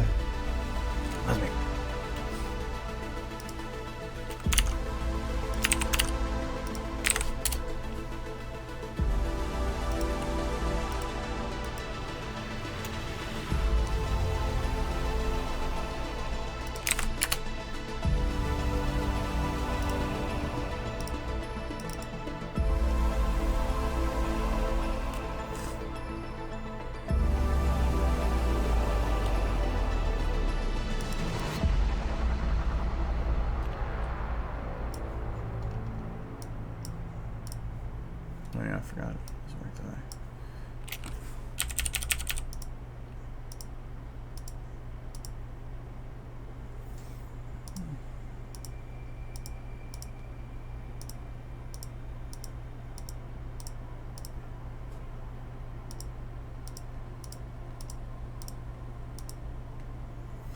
Trying to get rid of it.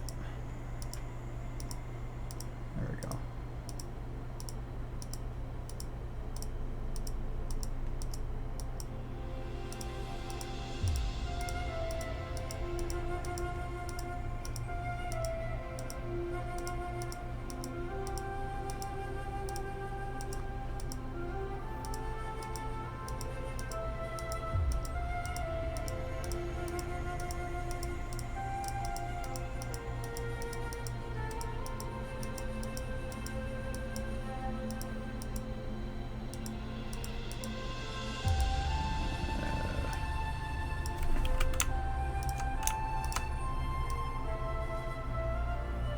Choose this one instead.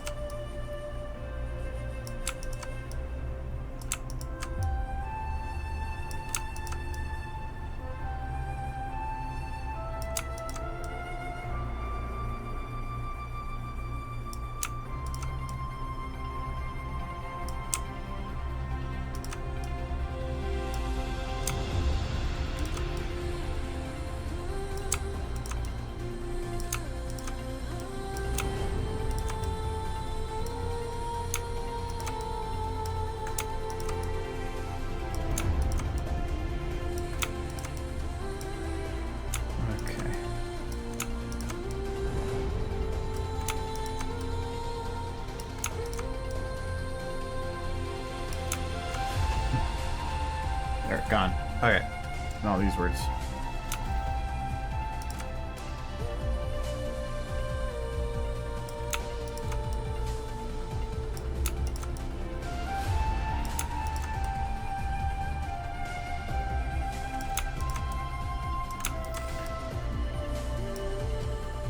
That was a lot easier than the blue part.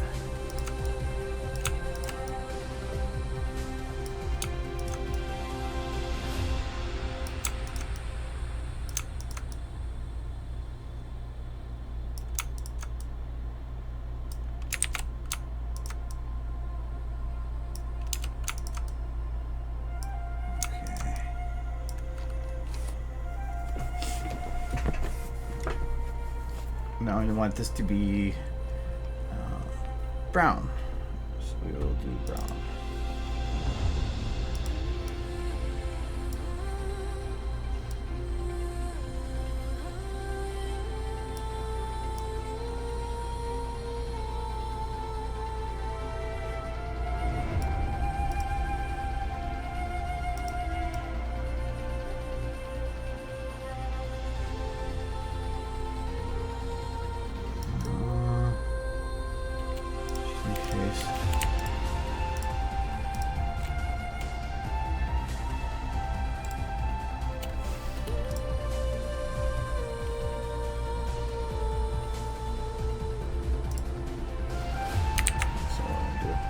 How is it that works again?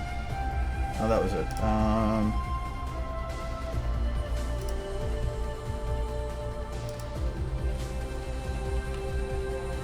want a photo filter.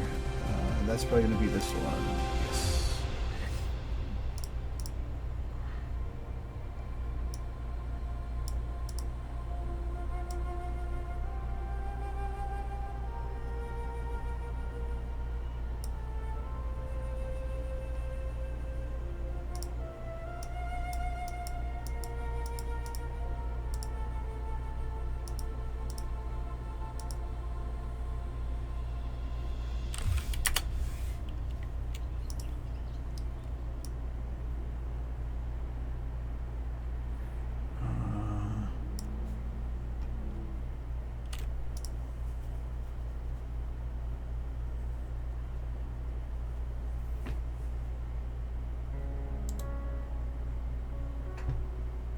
I don't have that. Just gonna do the whole thing.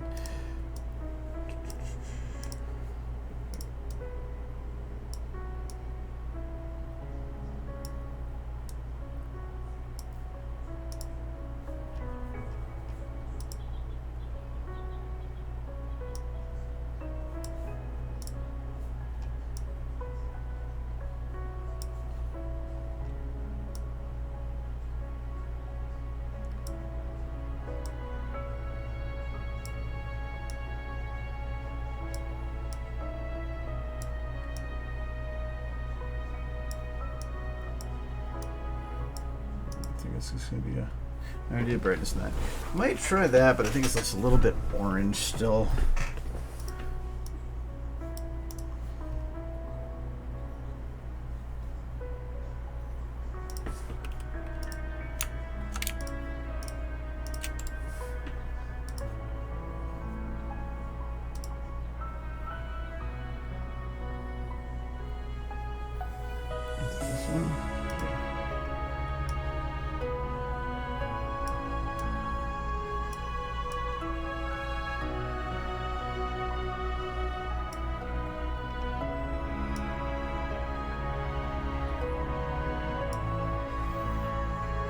Let me try that.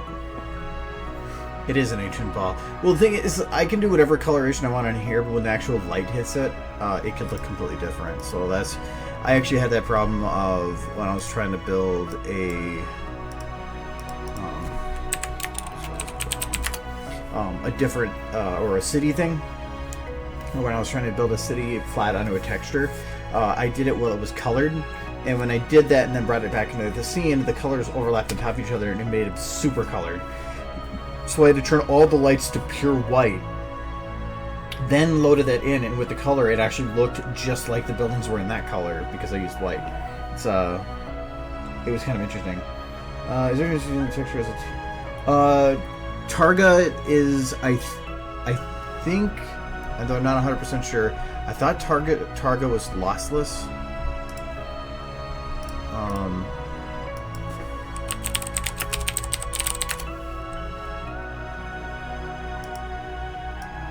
Can't remember.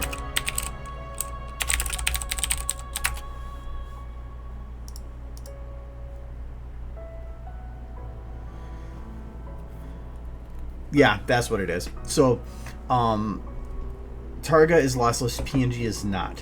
What that means is Targa is saving the information so that there is zero compression while it takes up more space to save it. You are guaranteeing that you're getting all the information between them, which is, for like showing the internet, not important, but when you're doing color editing, that is hugely important. Because if you're editing a compressed image, you have to have that converted from there to full info, and then you're editing a compression. PNG is compressed, but it's a really high detail compression. JPEG would be kind of a lower scale, but JPEG also has much smaller file size compared to PNG. So, for its JPEG is good for very good for its file size. PNG is better, but it's just like 3 or 4 times bigger sometimes. So when you're trying to put you want to apply this to a model, especially one that's going to be stretched and whatever, having it imported as a lossless format is probably going to be your best bet. The only time I ever really use a PNG for a texture is if I need something with a alpha layer or a transparency. PNGs work a lot better for that then. Okay, so this is here.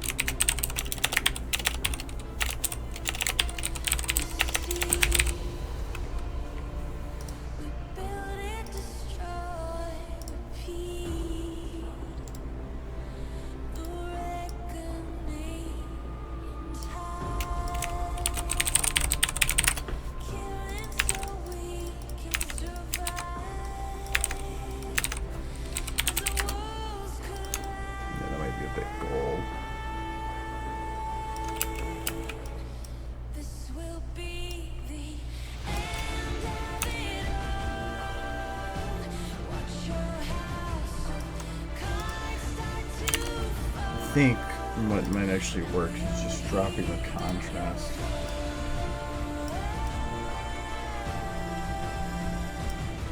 Just going with something like this, more tan.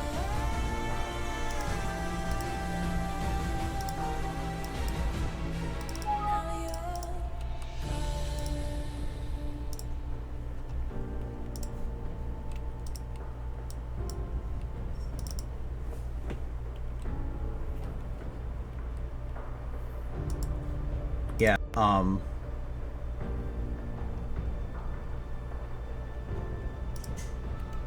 pretty sure PNG is a compressed format, just not much.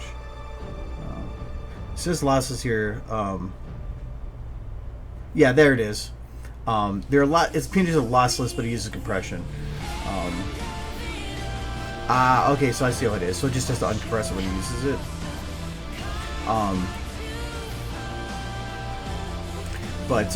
Yeah, PNG is just, yeah, it's a smaller file size, but if you're just going to working with something direct, using something that has as much information easily accessible as it can, especially since gaming engines and whatever, especially when you're converting it like this, if it doesn't have to try to convert or think, better off you're going to be. And I think that's kind of what it runs natively with. Is actually one of the reasons I think that when you go to make a poster, which I recommend you do not use their poster function, it says no matter what file you pick, it says the TGA file will always be rendered because it needs to make that, and then it'll just convert that to something else. But no, I never recommend you actually use poster. It's super convenient because you can just make like any resolution that you want right away like this, but it does not render bloom, and bloom being this. So all that extra light that's popping up when you hit that, everything has some kind of a bloom value to it. It's more realistic that way. It's what's causing some of this glow around the leg here that you can see. If I actually turn the bloom down all the way, this is what it looks like. So that you can see, turn it back on with it. But rendering as a poster doesn't give that bloom around a model, or like that lighting that crosses over it. It makes it doesn't. I don't know why, and that is a horrible look compared to having it. So I recommend that you never render as poster. Render as an image sequence for about 5 to 6 frames on whatever resolution you need it to be, and then use the last one.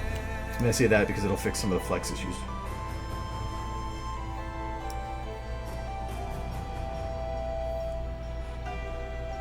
Yeah, I'm not sure if it's gonna. We're just gonna load on this, so it's gonna reload them all.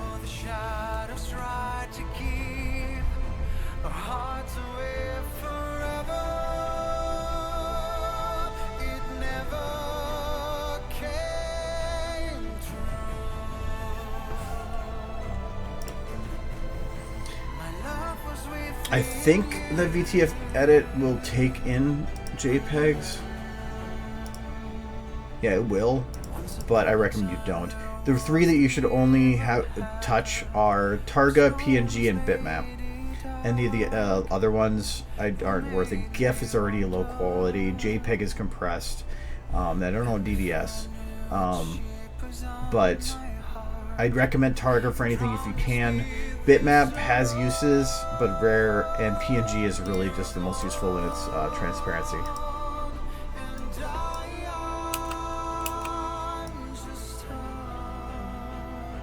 Yeah, that ball makes much more sense. I wonder if I can... Does this have a bump map? I don't think so.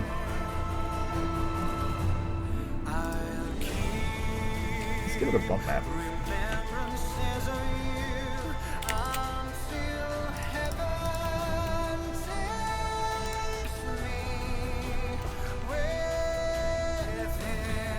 Right now the bump map's going to have an issue of it's going to make this interior bit the same color as, or this, it's going to make it indented more than the rest of it. I don't want that.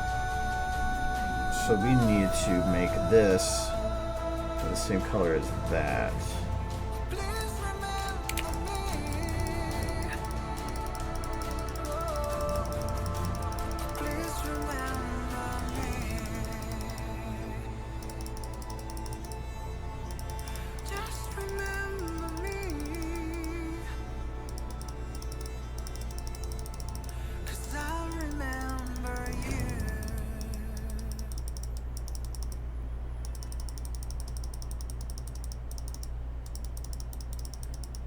going somewhat to the edge. And I'm kind of caring about the ball because there's going to be another shot using it, and I want to make sure it's looking pretty decent for that too.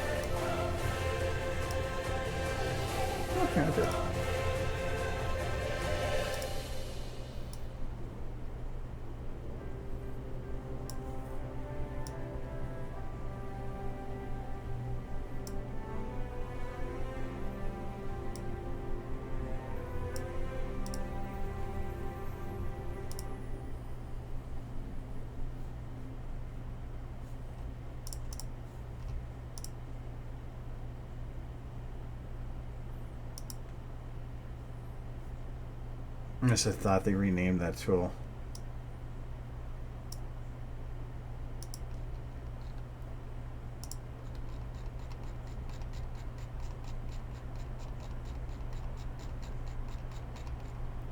Oh, this is the highest I can go.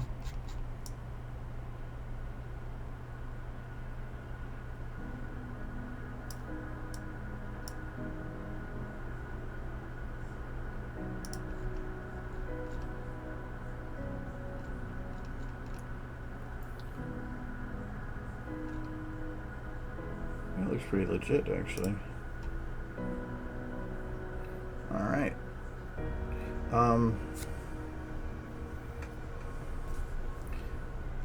I don't know if there's a way to actually balance it.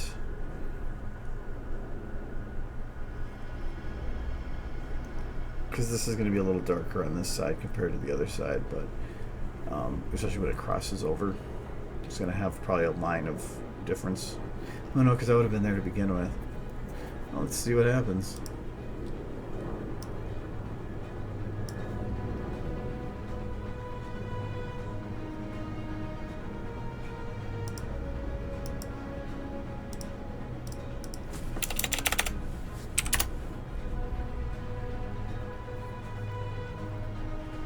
I mean, if you did this, fine. If you're using a lot of really bright lights like suns and stuff, the poster setting is probably going to cause you more problems than not. The only thing I liked about it was that it allowed you to render it at a resolution that was different than what you were running in, which was super useful. But if I have to exit and go back in just to make sure that I'm getting everything that's as it's shown, I'll do that over and over and over. How to make my OC in a Blender without literally from zero? Well, you can use the base models, like the pony models that most people use. All the source files are public for you to download. Like the main and stuff, you'd probably still have to do from scratch, and you'd have to figure out how to compile it and whatever. But the actual pony bodies and stuff, they're all public.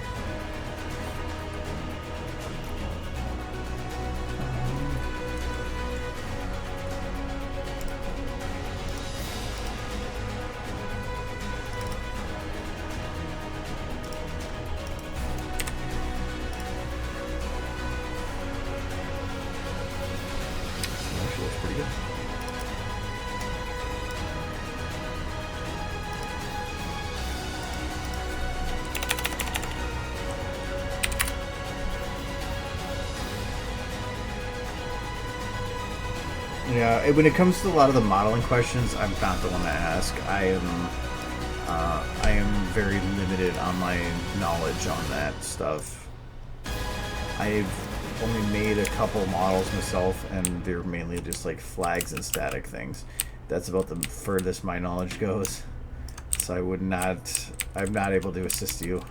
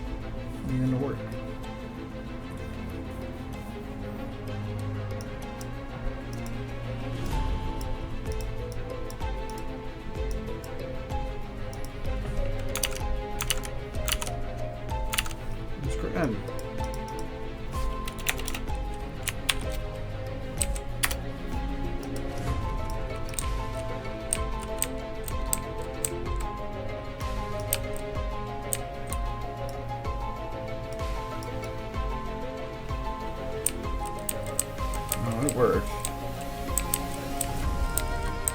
Just everything's taken is really, really bright.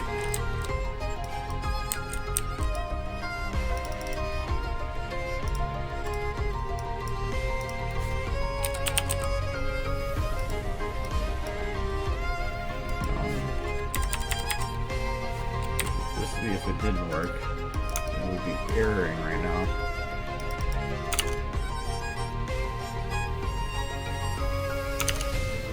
Funny bit about it. Because obviously it's getting something.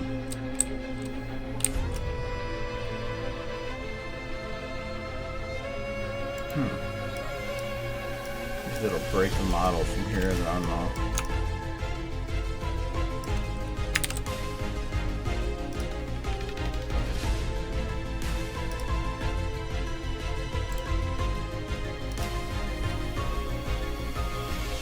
If you forcibly add a bump map to a model, and then it'll break all instances of that model, even then don't have overrides. So, only way to do it is or fix it is to exit and come back in. Then it will auto fix the error.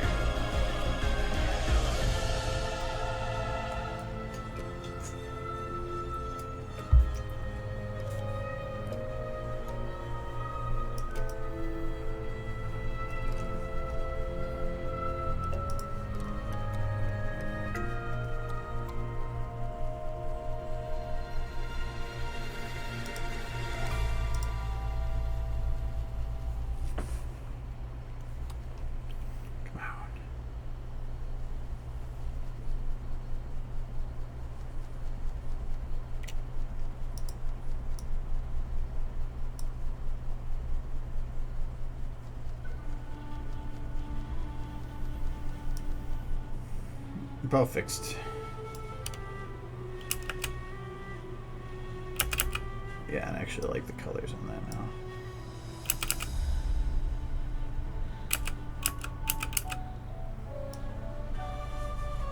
Yeah. Now we have Trixie. No, I did. This is. Why is all my bookmarks messed up? I need to get these back actually in place now that I think about it. The purpose of the bookmarks is so that I can mold the shots around, but I still know where the shots need to end and transition compared to the original. If I don't have those there, if a shot moves, I don't actually know where it needs to go back to.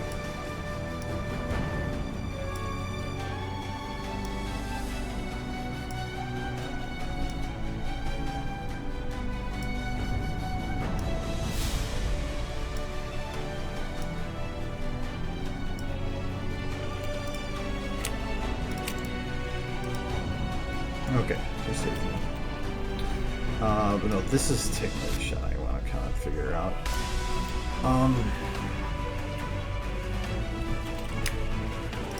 I, no matter what, need to show rainbow in there in some way or another.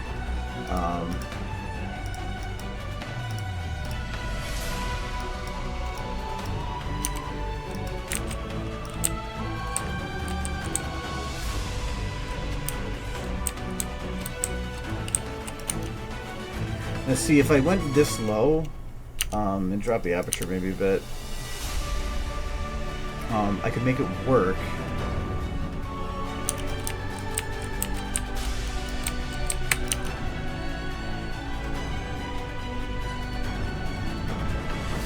I think the main issue right now is that the distance that's portrayed.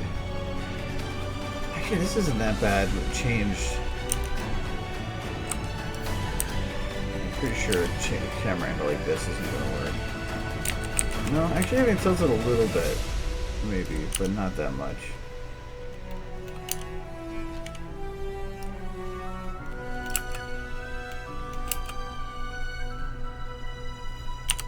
Because I technically originally wanted them further away, because the farther away they are, the less details I have to put into them.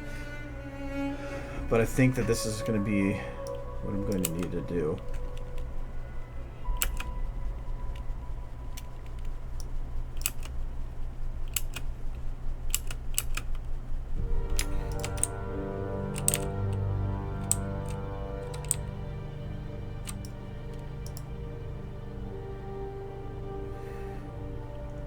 This grass is, I think, too long.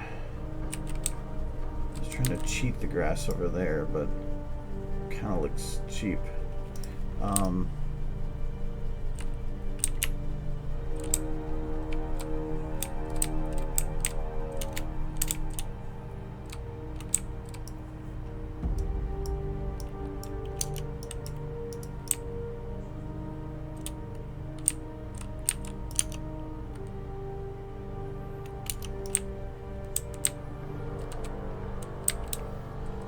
This work?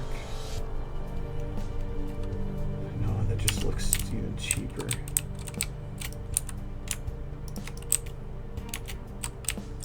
And I need the camera to do this too. I'll keep it here for now, but I'm gonna play around with it still.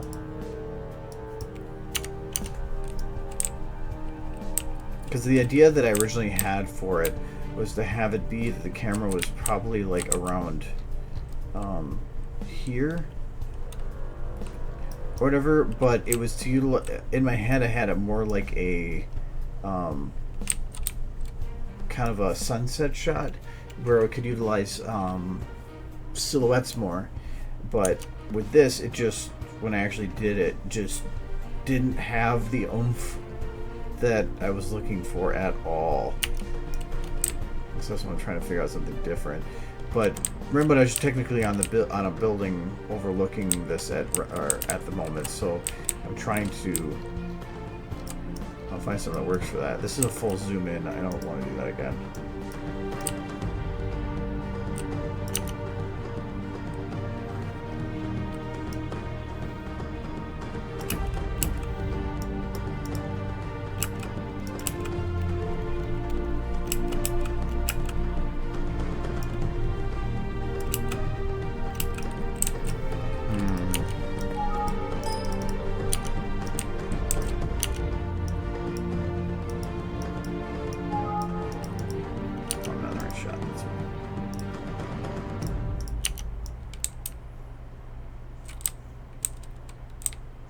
That would be blocking too much of the shot with the shed. I don't want that.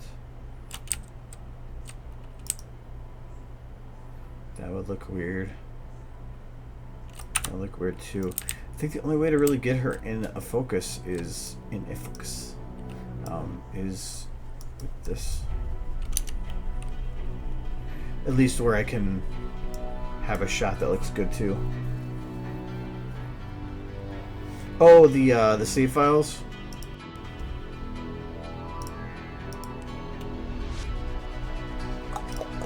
I'm gonna even art. I have this one.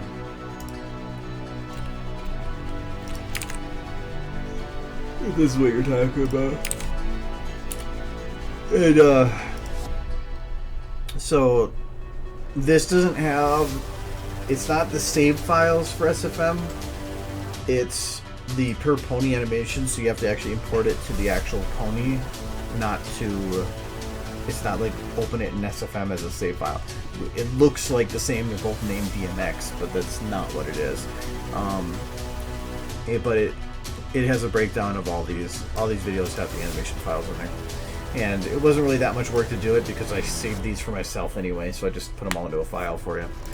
But if you have problems with the loading of DMX, there's a tutorial that I made a while back on how to do it. So, what's that? But yeah, and I said right here I'm not gonna share the save files because that's just going to be a big mess. We already had issues regarding the map for the hallway, and when I had other people downloading it, it didn't work because they didn't have the same textures, and if you don't have the same textures, you're gonna have to deal with all this crap. So I left off that right. I'm not gonna do that. I'm not gonna deal with people. Where do we get this model? Where's that model? And we're gonna find this texture. So yeah. And there is a thing in there that essentially states that you can use that for anything and everything of your own use, and essentially even call it your own. I don't care, as long as you learn something from it.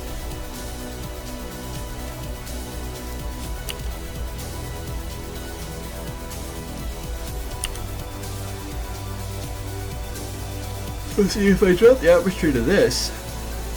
This is the right detail I was looking for around here. But the distance looks like shit.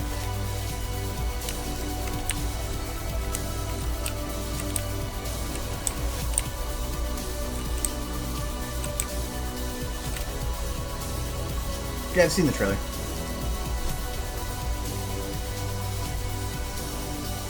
I have a feeling I'd have to add in grass models for at least this part here. A lot of the other ones I can probably get away with not. But a lot of those, let me see here.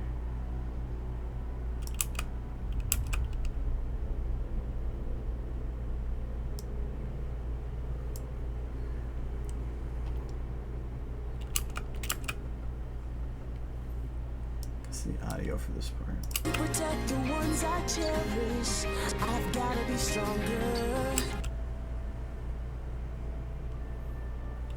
Let me see what the original was again.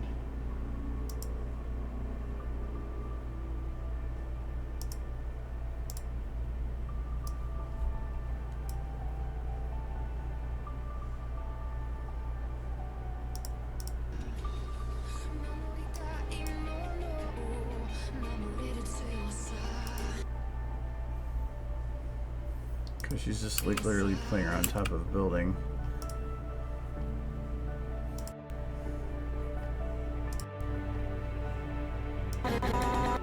Be stronger.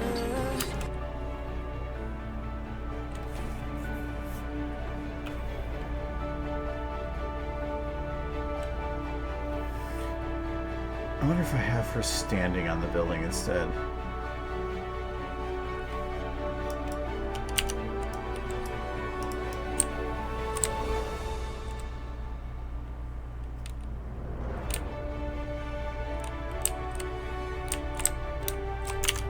That angle, that's literally straight on.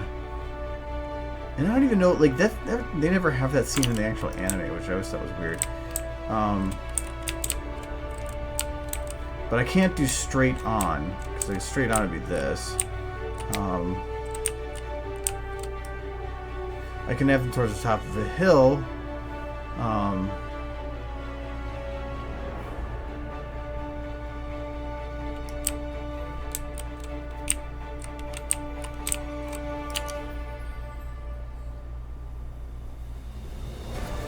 I wonder if I even do the shed bit. No, because it's kind of, to me that's not really being sneaky. Like somebody would easily notice her here.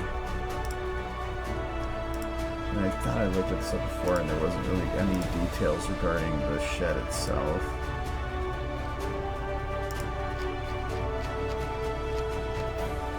So I always thought it was weird how she can hide in something that small.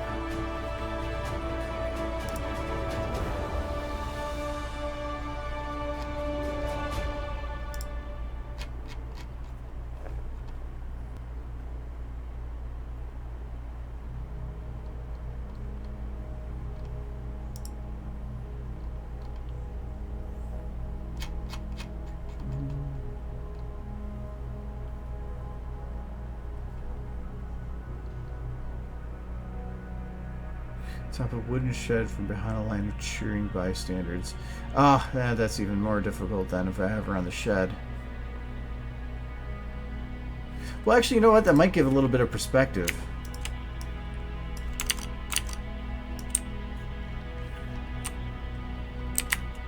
My main issue with this is that the lighting on the shed is horrendous. Let's see if I can fix that.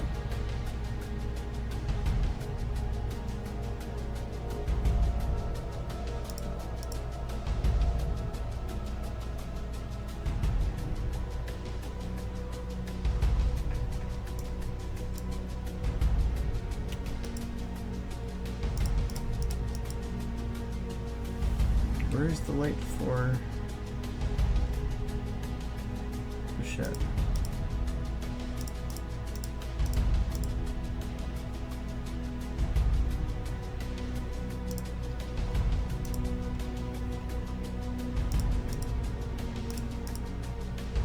There's one. Okay, so it's being lit by everything else. Wonderful.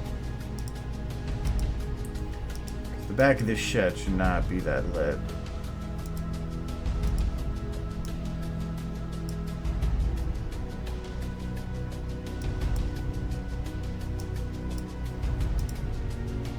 And there's a cheap way to kind of fix it, but I prefer not to. Yeah, it's probably going to be my only choice, so.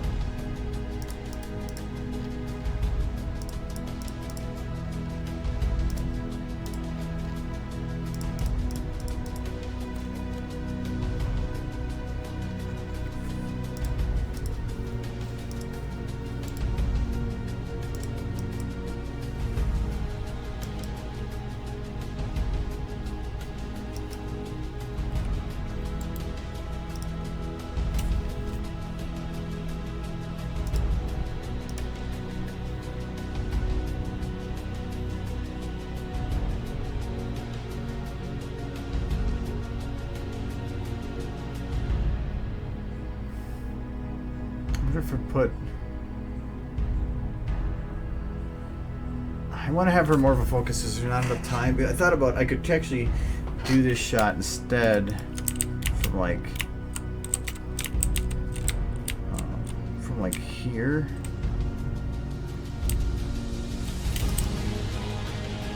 And have her be kind of a hidden thing in the distance. But I think that might not work out either. Because otherwise, without the focus of what the actual shot is supposed to be about, I just don't think it's gonna work.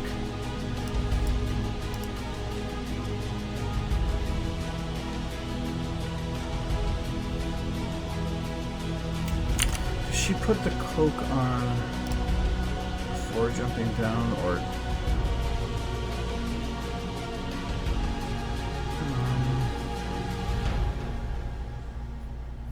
Okay, so she doesn't until she stands up.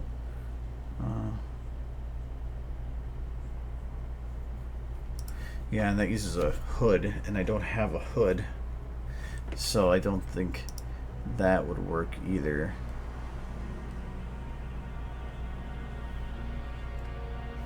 Has anybody ever actually made a hood for a pony?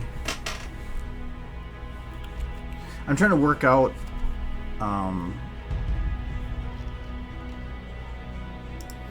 the details of stuff before I get too far into it, because I don't want to do it and then change it. Oh wow, Steel Hooves was upgraded.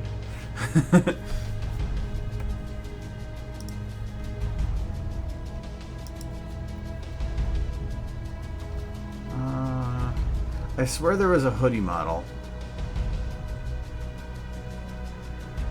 Blackjack gray. It doesn't have the main. Oh, that's animated.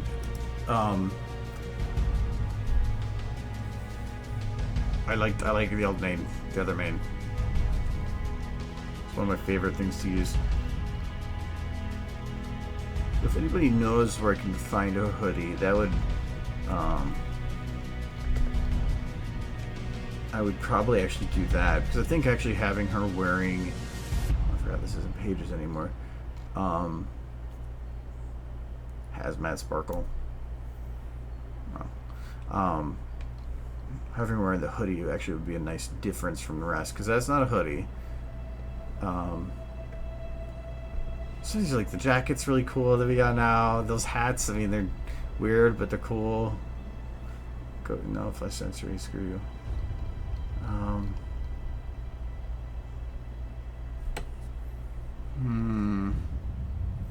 I swear there was a hoodie once.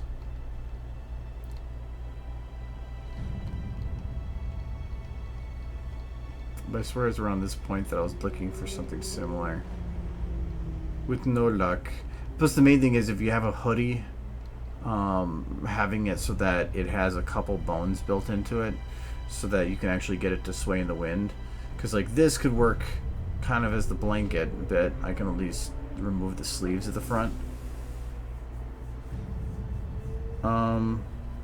Yeah, that's like I know I've seen people with, at least with their OCs with it, so I'm pretty sure you can. And if I found the OC model even, I can putz with it and get it to be on its own. Like I said, it's also ensuring that it has the bones. If there's no bones for it to actually kind of flop, there'd be no way to get her to stand out, because that's kind of the method of getting attention drawn, is with the floppy flop.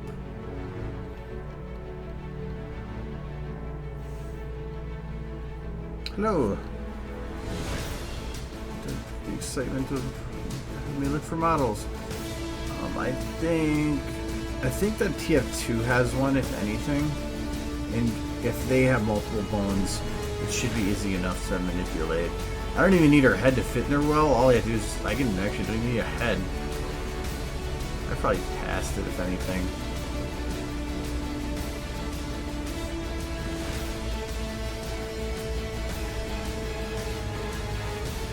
There's, you know, that's still, they're like full head things.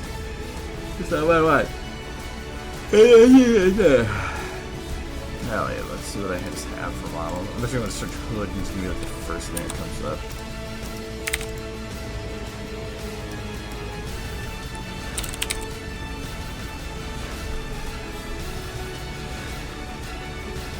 Hood.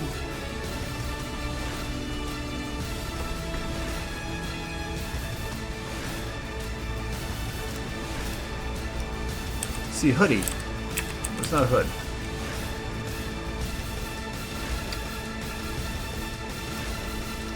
think this is going to have no bones to it. And even then, it's not really for what I was looking for. Why is this camera? Oh, it's black because I'm in the hood.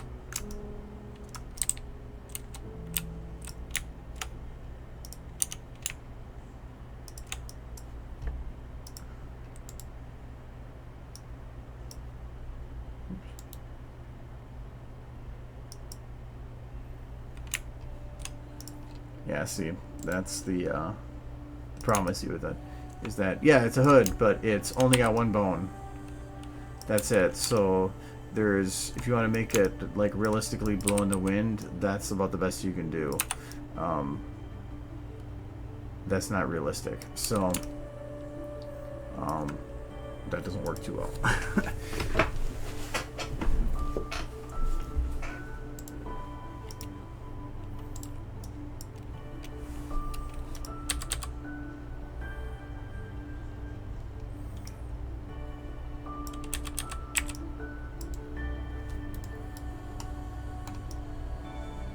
See, now that can actually work.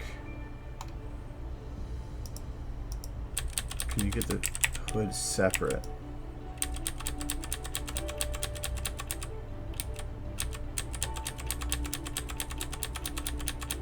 No. Damn. I mean, you could probably separate it.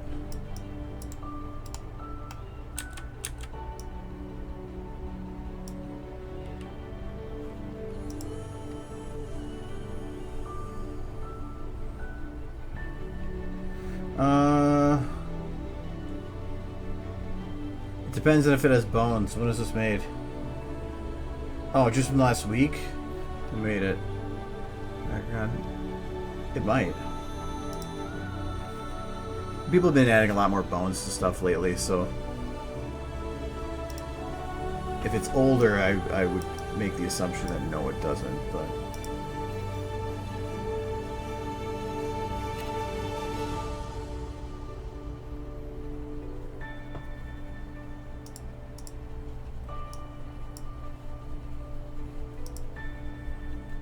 yeah, but he's not wearing the hood, is it? Oh no, it does. He does wear it.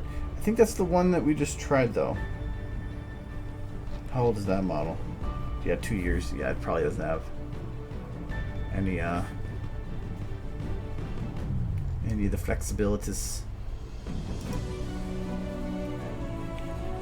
I'll try this one though. It's still loading some stuff too. And like, see, that's what I thought. There is hoods from TF2. They all have hats.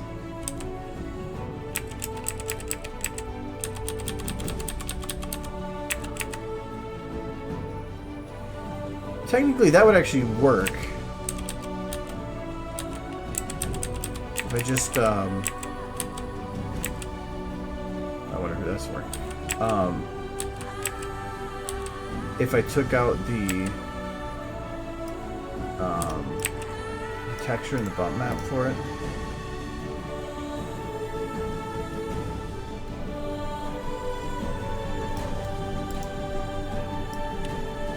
Kind of looks a little evil, but ooh.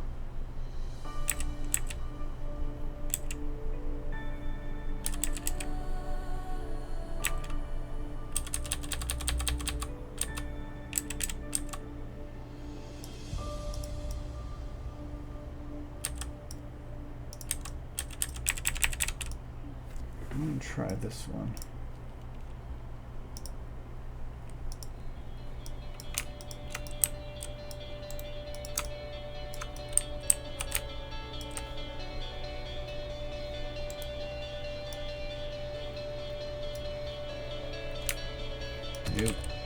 Single bone. This one at least does have a little bit more controls because you can grab the neck and kind of have a wobble. No other bones. I'm breathing in and breaking down. I feel my time is running out. The fire in my heart will burn me to the ground. So was that download for the Hearthstone? For the outfits? Okay. So we do have the models separate.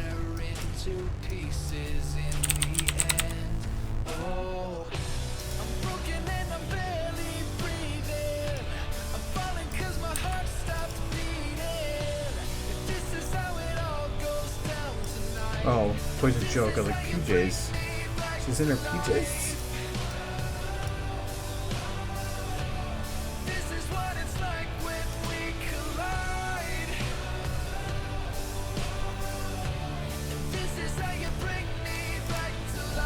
Probably should double check what the names of those are. Oh, they named it off that. So that's guessing Smart Cookie.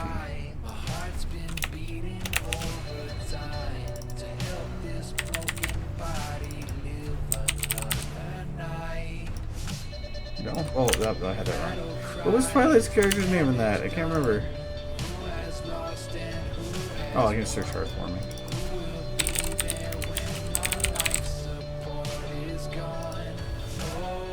Chancellor Puddinghead is probably the best name, though. Did I have that right? No, I didn't. Clover the Clever. There it is. Actually should. Actually, even the back part, that whole outfit could actually work. It just depends on control.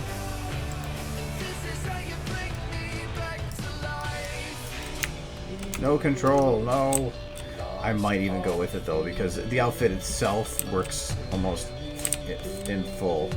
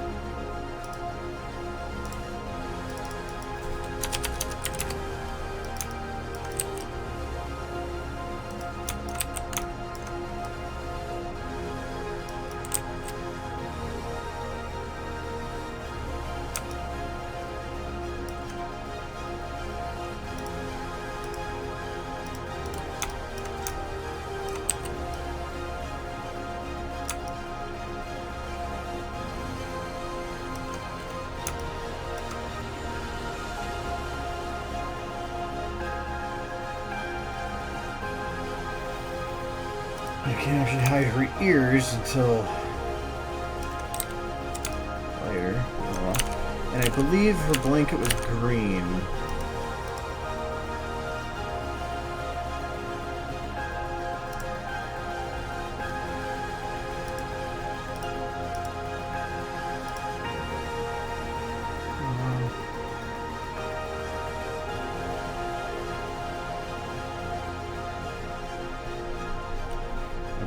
Her blanket.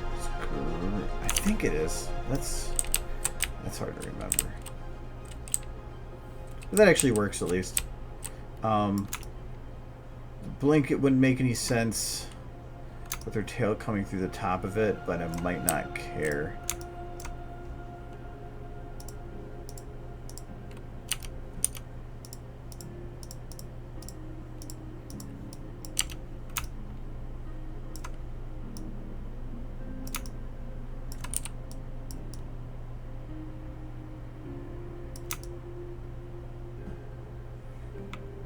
Have any bones to it now that I think about it? Because if this actually has no other bones to it, it might not actually work. I don't think it does. Because if it well, I like the way it looks. I mean, it needs to have some other motion to it.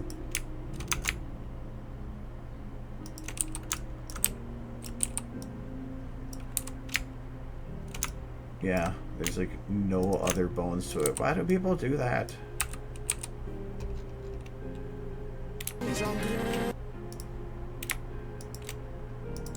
Everything's built to have static pictures of people unmoving. And it's like you don't expect things to be used at all if you don't give it the ability to actually move correctly.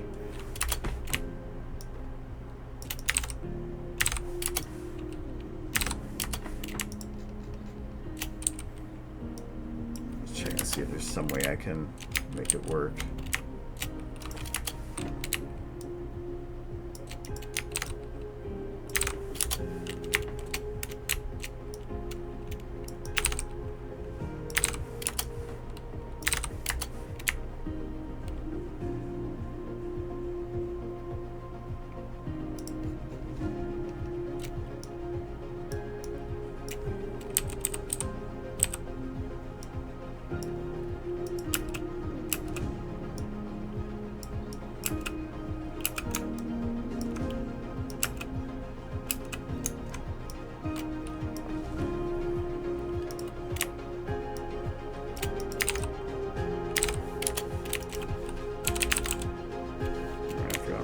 setup.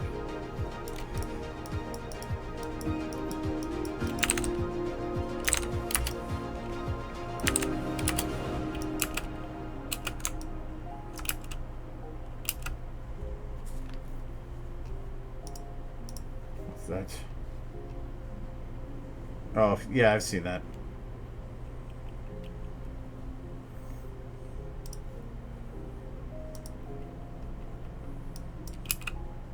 I know you need the audio to make it work, but...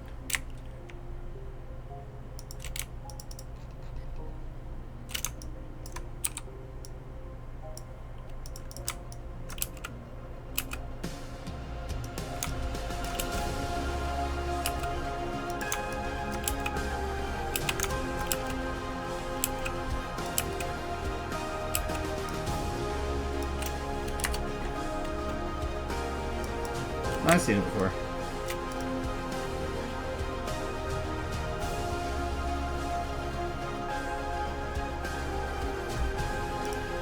Oh, Film Flick, yeah, I know that.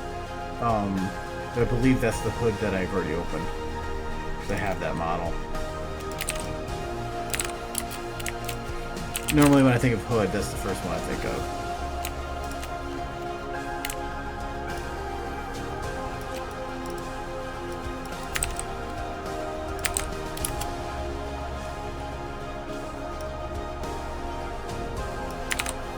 Whereas remember the thing about, like, not spamming links to random stuff for people to watch that aren't useful?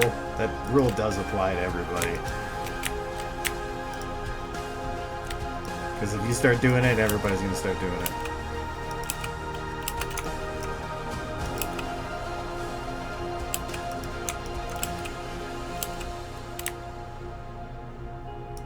Go from here.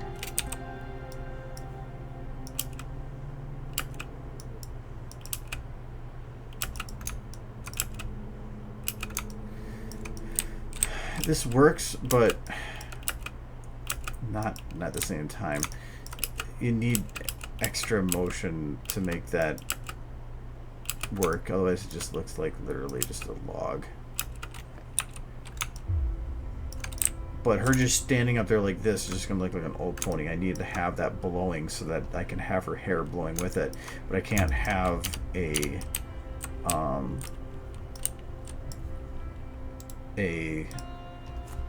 cape without not blowing, but with hair that is. It makes no sense. So yeah, that doesn't work.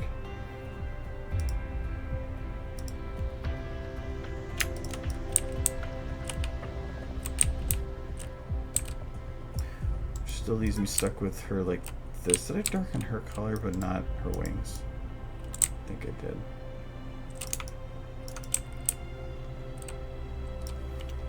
I'm just gonna go back to trying to make it work.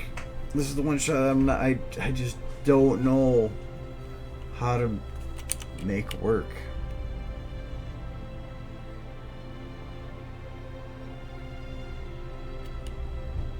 At least to make it all match up correctly and look right. Because that distance just doesn't feel like distance to me.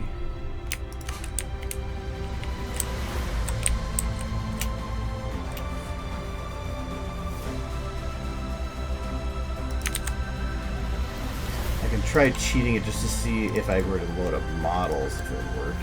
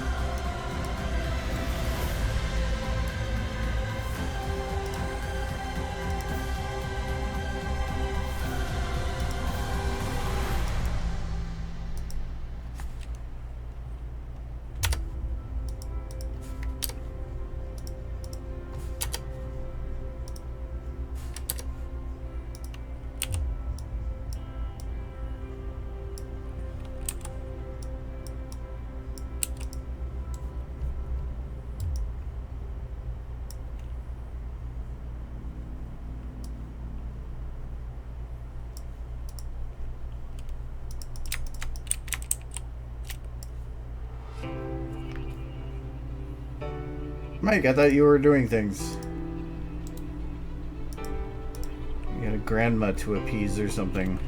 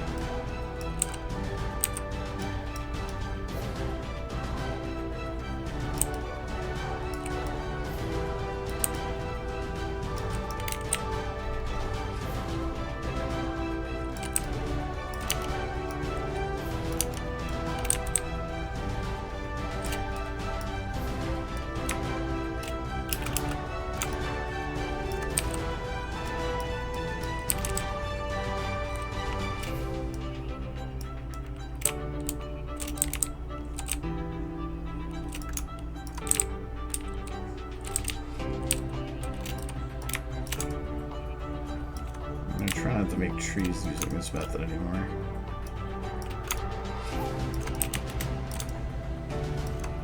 One is supposed to be go to ground.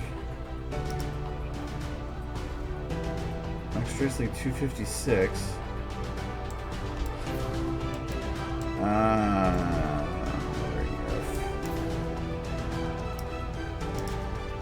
Technically that doesn't have a collision model.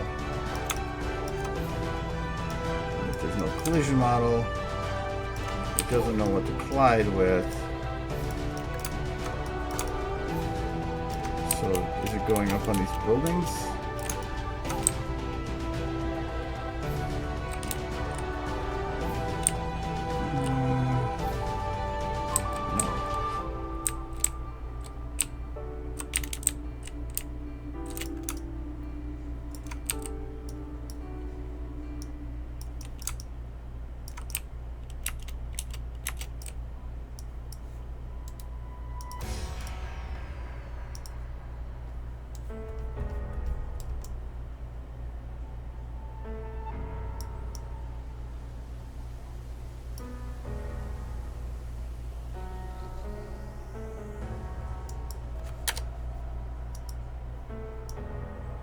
I don't know what that value is, but you know, I'm just going to reset this.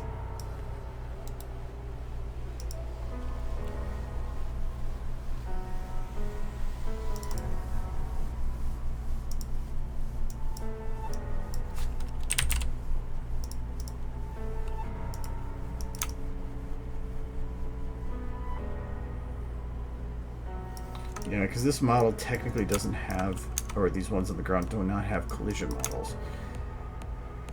So I can see the trees not actually behaving the way they should, but then they should at least be interacting with the buildings, but they're not interacting with them either. They interact with the water. I don't think that has a collision model either. Oh wait, no. Oh no, those are different trees. I was like, wait a second, those aren't working. Hello, not much working with stuff. Trying to figure out why trees aren't behaving.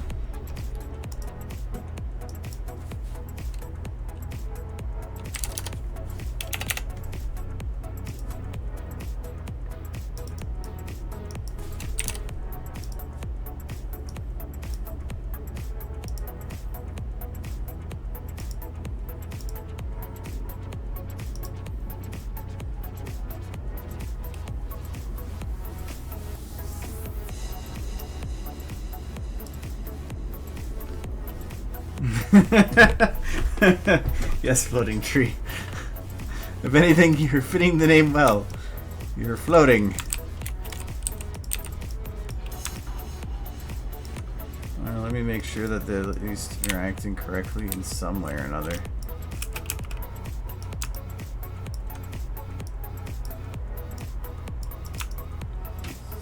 See, they're acting right here. Oh, I think I know why, because normally when I use these, I'm not using models, I'm using an actual map. This is the first time I think I've actually used them on a map. Collision group, what does that mean?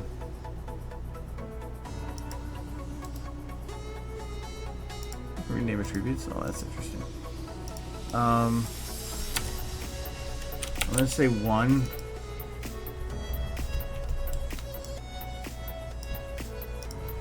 See what that does.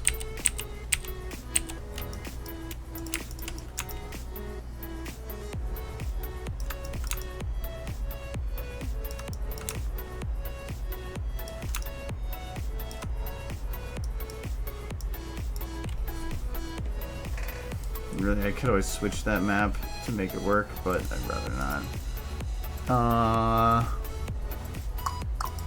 Do we have a collision with model?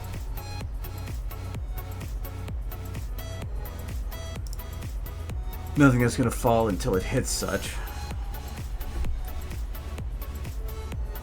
And there might be something set up regarding this collision group thing. I don't know. I've never used it before. But again, even so, it would at least show colliding with this building. It's going right through.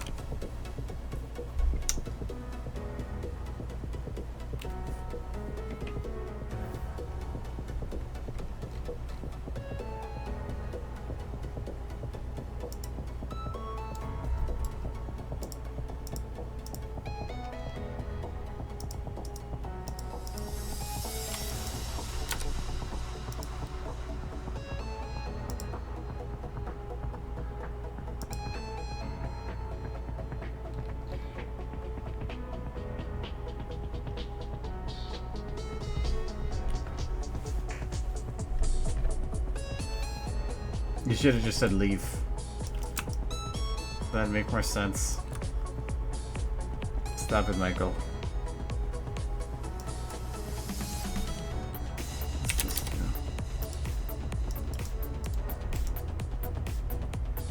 Oh.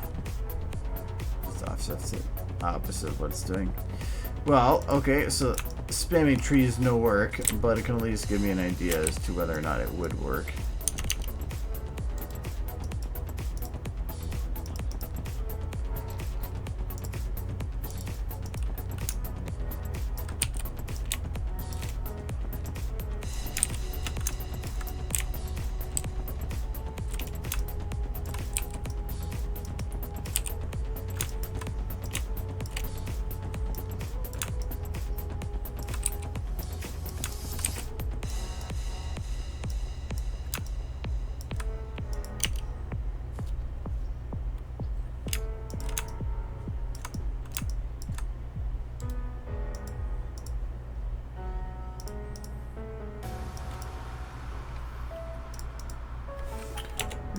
Just do 500. No wonder that looks so spread out.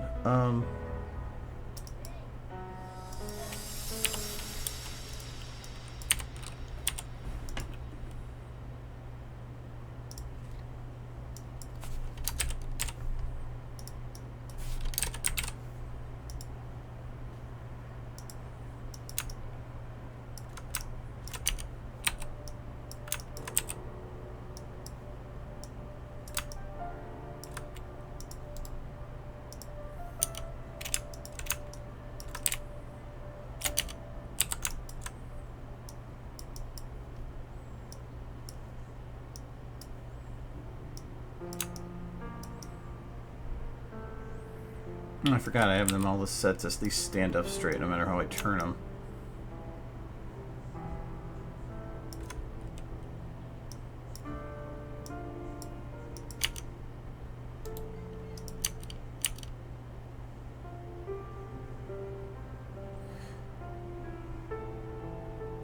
Okay, that actually does help, I think.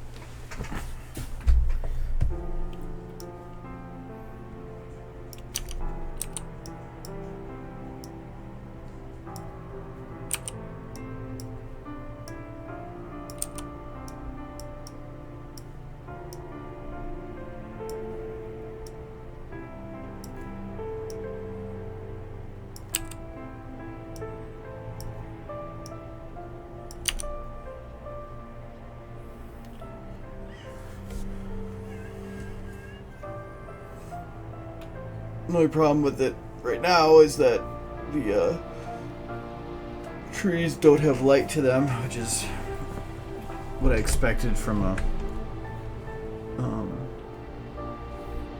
product of a model created, or not through a particle, but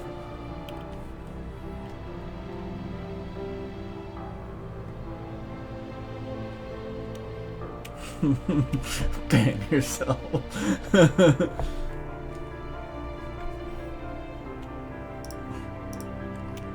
So yeah, I do like that. I think that having them there, maybe not so dark, but if they actually like had light, could actually work. Oops.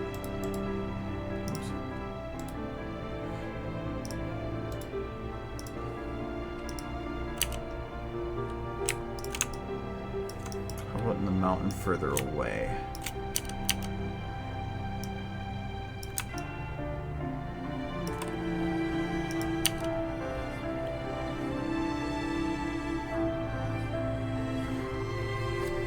I'm actually surprised that that actually kind of works.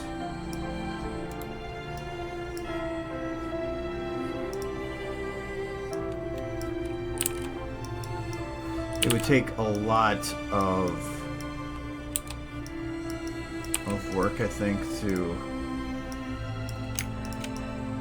get it to actually have that many models loaded in the way that I'd want them to load.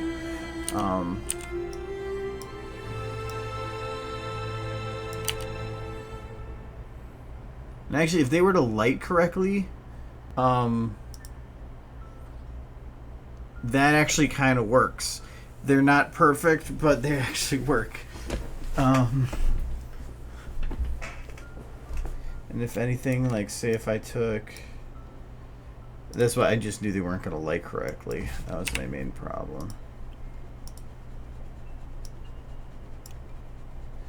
Let's see, that might be almost too many. The main problem, I think, with this one was filling in the gap. That would just take another particle.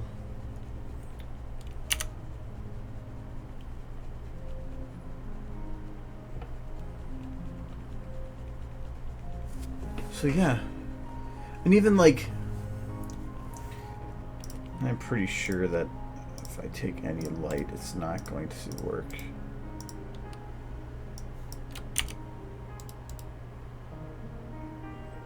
The nice thing is the camera's not moving very much on this one.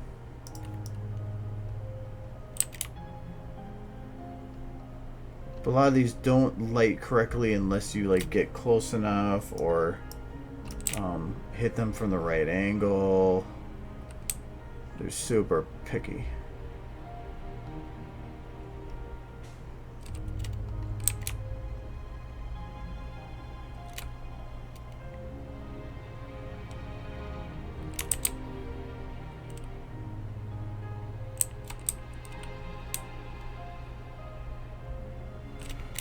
Actually, you know what? I wonder...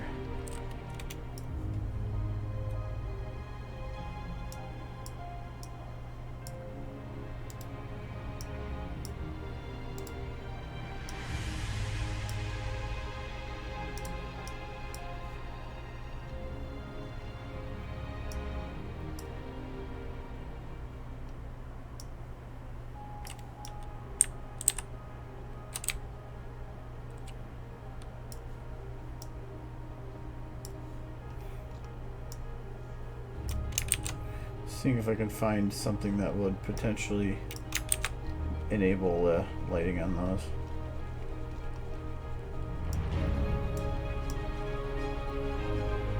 Nope.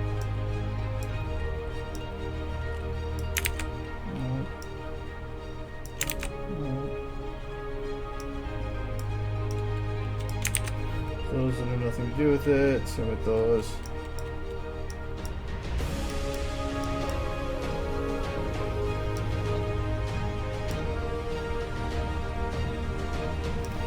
I think they're just stupid.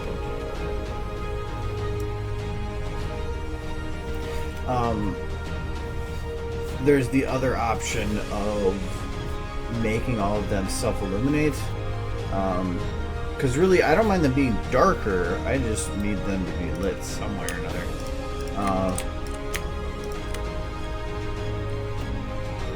I think this is the only shot that utilizes that tree. I don't know if self-illuminate would work on them, though.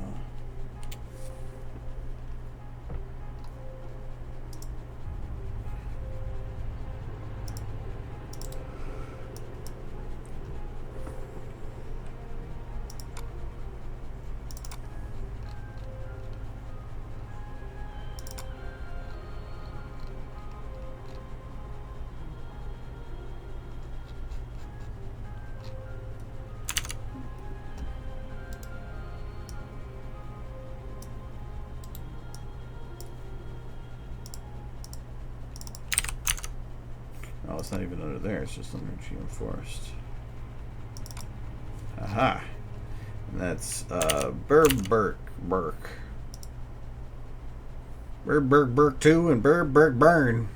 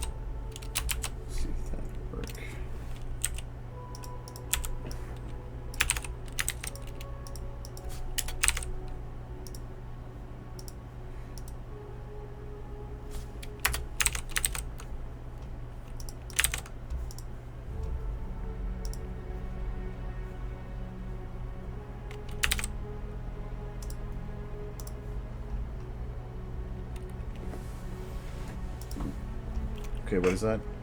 Essentially, at least close to. I mean, you could take any picture of a hillside and try to copy it. But yeah, that's essentially what I'm trying to do, at least to some degree.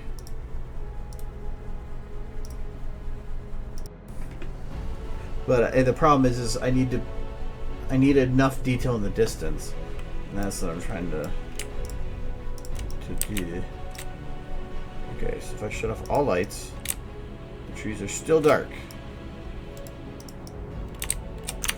So they did not self-illuminate at all.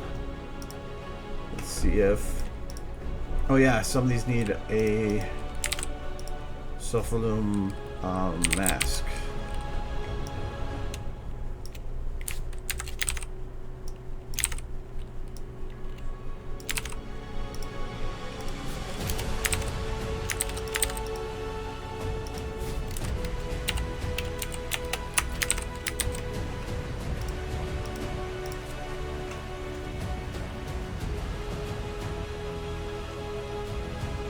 Yes, we can go into the Dominican Republic.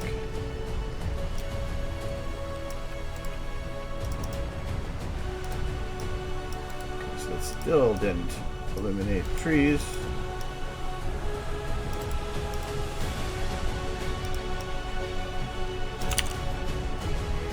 Well, let's see if I even got this right.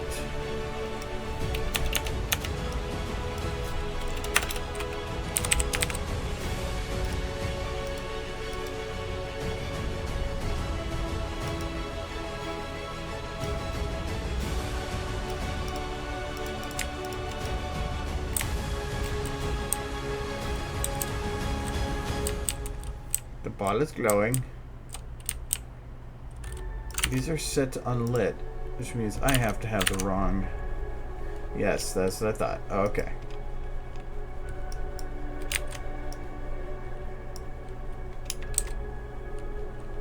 in doubt, I'm sure you're actually using the right files.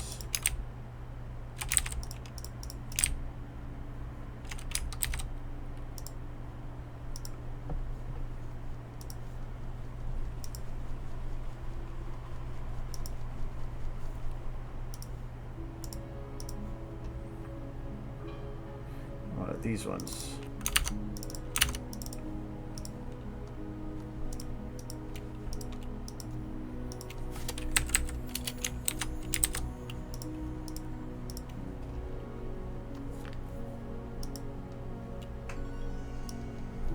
Okay, that works.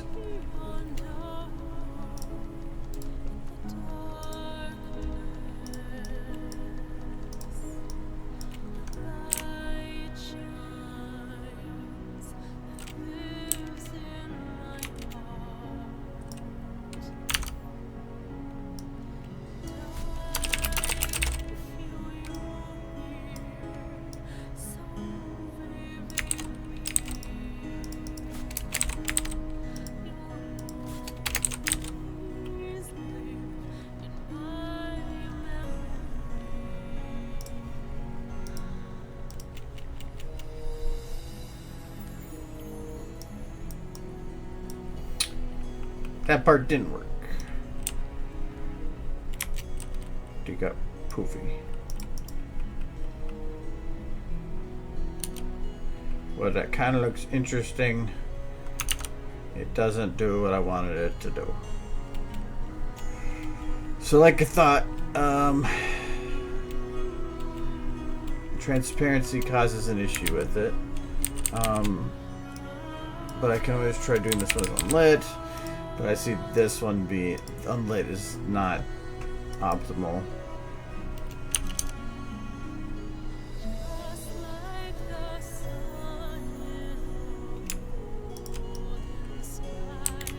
Then you get leaves that are just on, they have no lighting and they will not take any lighting.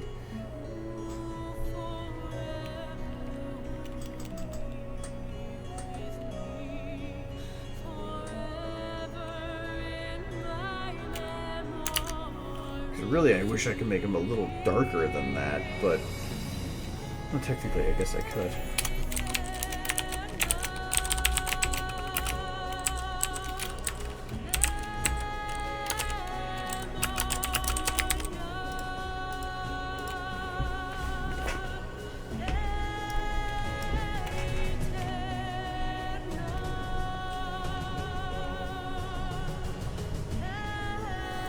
The only problem is it destroys the trees on the hill here, but I guess I could just replace those and keep those as they are.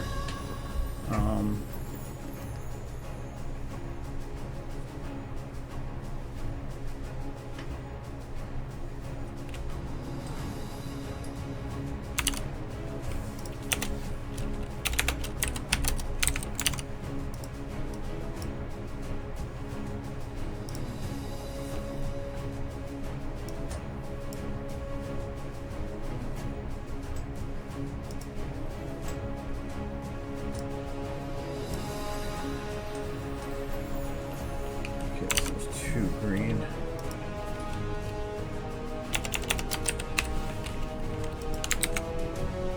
Actually, I wonder if I make it a darker green. Not that dark.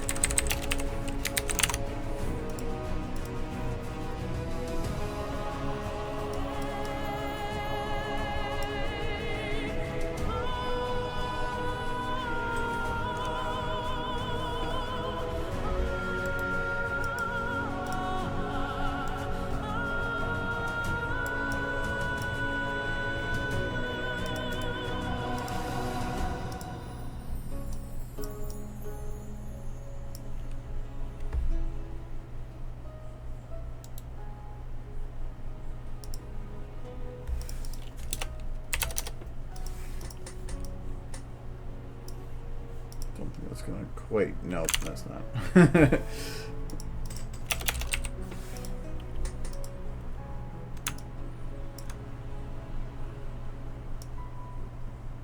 Because from this distance, the trees look attached to whatever surface they're on anyway. So by doing that, I actually made it so that some of them are able to get up and over this hill's little hump.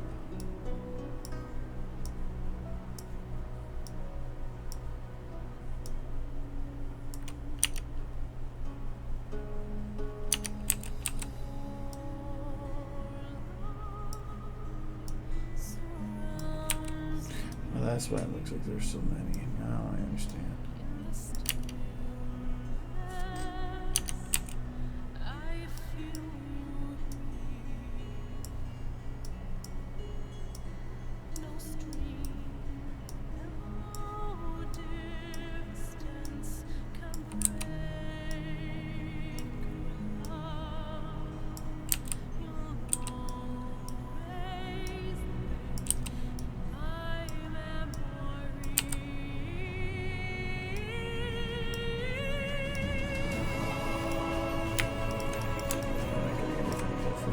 That's why.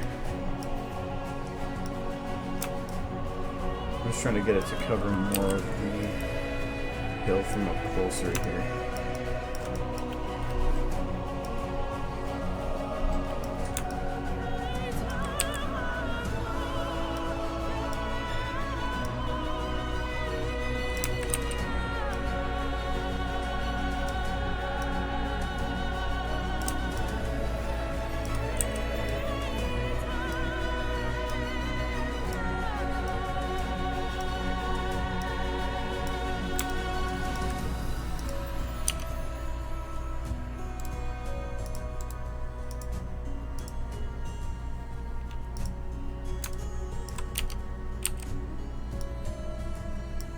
The thing is, if I hide these particles, I probably am going to keep my processing down too, because it's technically not keeping as much information in the background.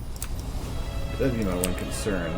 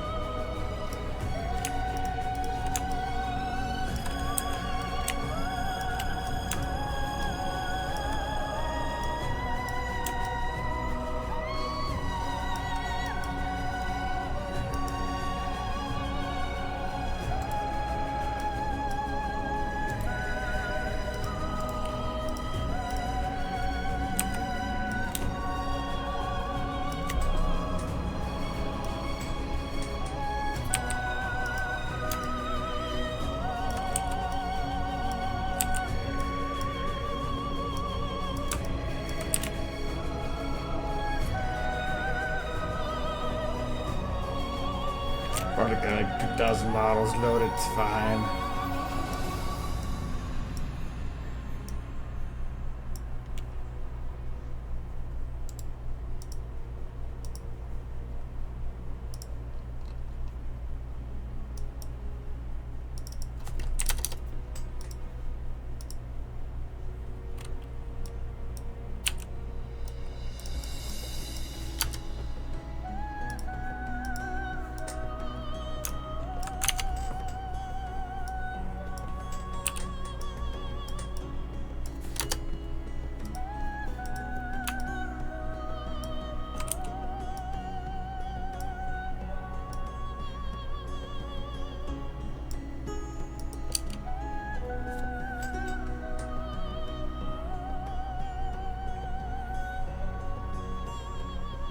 Now, see, that looks so much better just doing that. Now it actually looks like a hillside.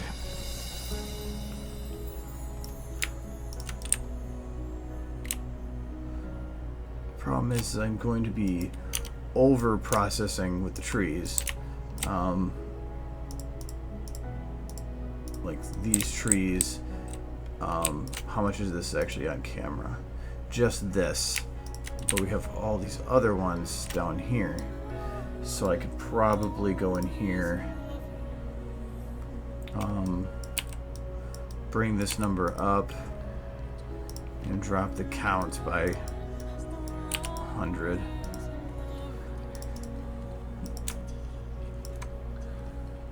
Oh, I don't even have the right one selected there.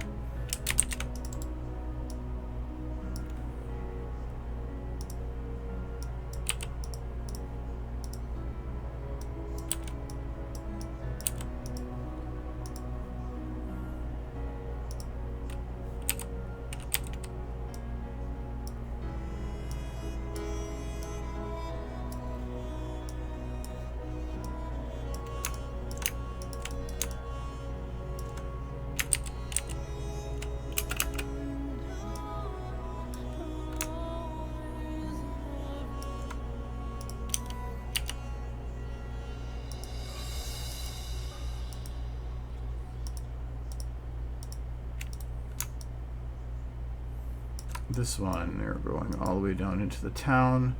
I do not want that. Let's see if we can do the same thing on this one. I'm gonna, so if I can get these decreased by 30%, that'd be huge.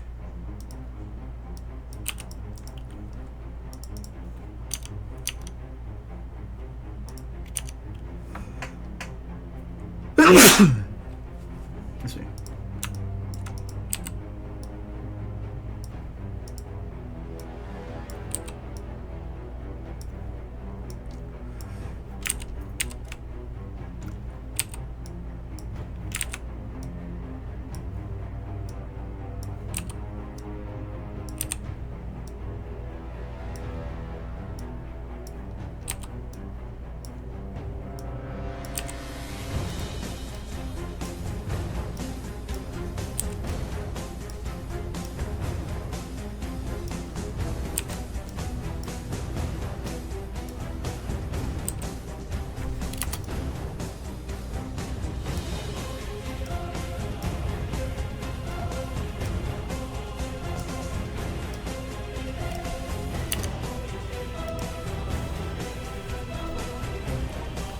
Okay, so that took away 200 models right there. That other one is already optimized. This one I don't think I'm going to be able to do anything with. Actually, this one, I should actually be able to do something. I think I can do the same thing and then instantly 200. I don't know which is which in the dimensions. That's the one I want.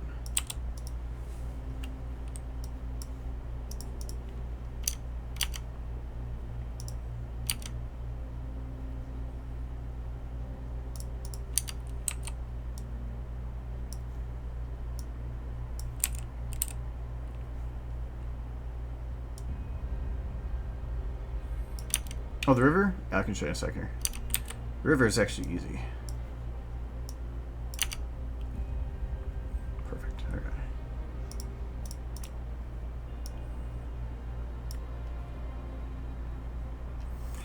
Alright, that did kind of decrease a little bit of the areas for it, but in general it is showing, or at least it tells me that that works, and it definitely buffs that shot a lot. To make the river was actually pretty easy. So I have, let me group these here. Okay, I have a model. I can't remember where I got it from. I think it's in the workshop, but I can't remember for sure. Of close land. No, not close land. I want distant land. It's this one. Yes, this one. So all the water is just like an actual, just literally just water models. But what these ground models have that's pretty nifty with is they have the ability for me to mold the ground and move pieces of it. So to make the river, I literally just dragged parts of the ground low enough that the water was clipping through it, and then you get the river bits. So it works in a large scale. Like for this parts it works, and even then I made it, but you can not even really see it. But the ground up close, like if you were to use it for like up close bits, does not look very good. Kind of looks like shit. So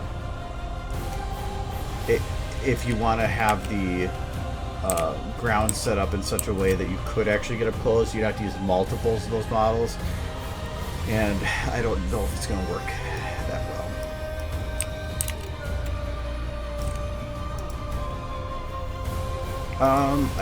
I think the water, I don't know if it is a bump map or not. I think the texture that's going through has something on it, but I'm not sure if it's bump mapped or how that works. That's all part of that model. I'm thinking it has to have a bump map because it is interactive with the light, but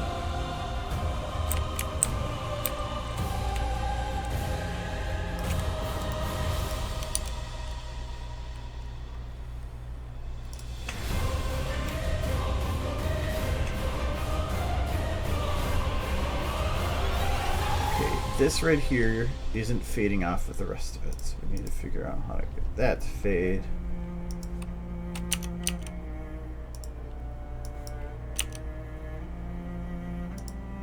What is this light? Oh, no, I'm not using that anymore.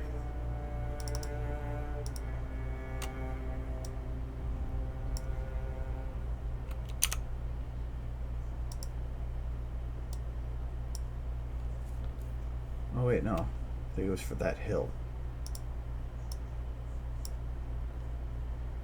If that's the case, then yes, it is useful. I'll keep it.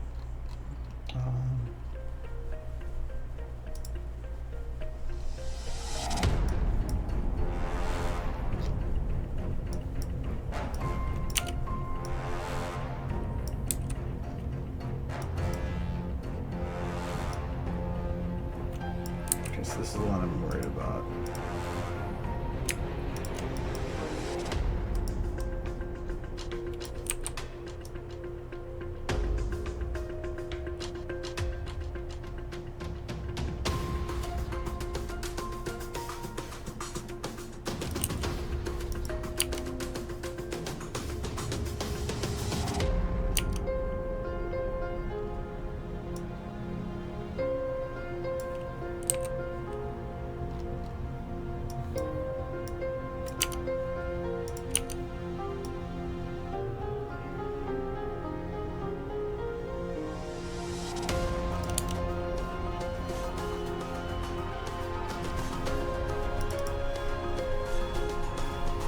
There, now it blends in correctly.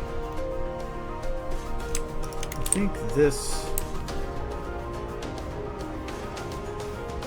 mountain has a light on it.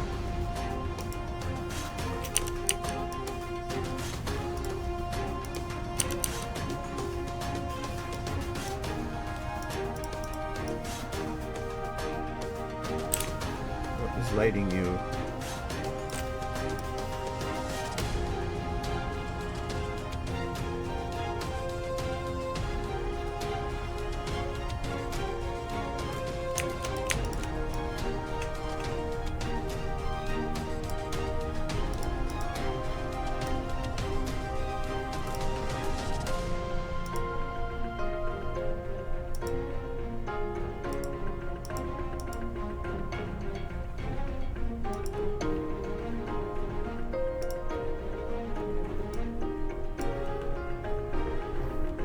That looks really weird now.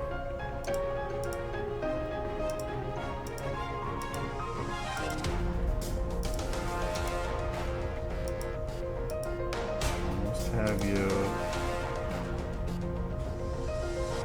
a cloud light. It is. Damn you, clouds.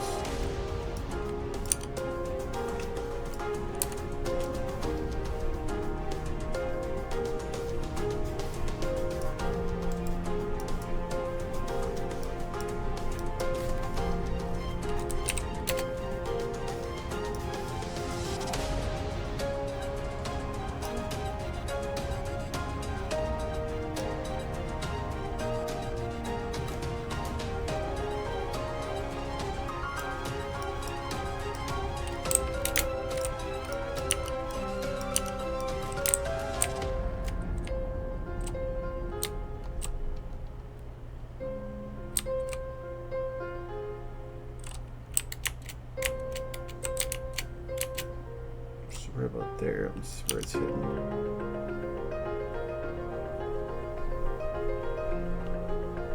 That should be fine.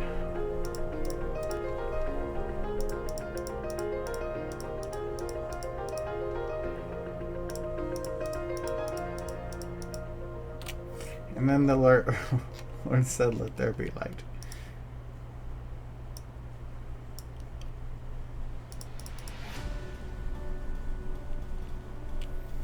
Okay, so this does work across here, but this right here, if this is going to be glowing white at the horizon as this rest of this is, that very left side needs to as well.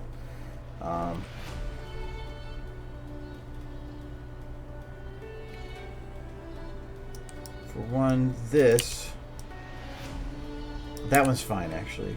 I need to figure out which of these is doing this one right up here.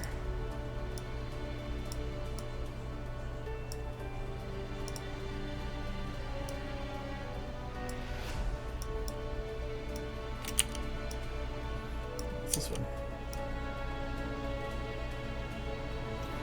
I'm gonna raise that a bit and then drop its intensity a bit.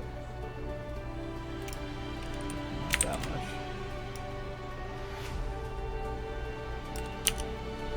Because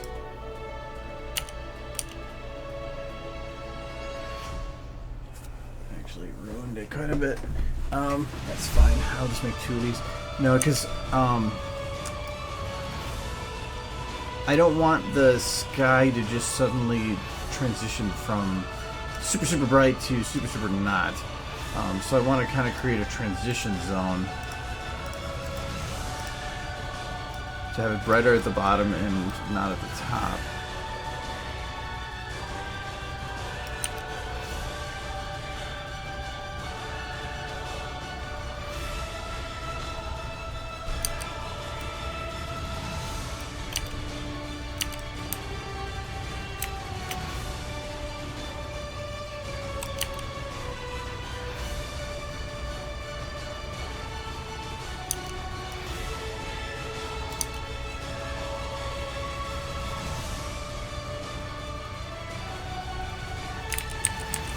Like that I was.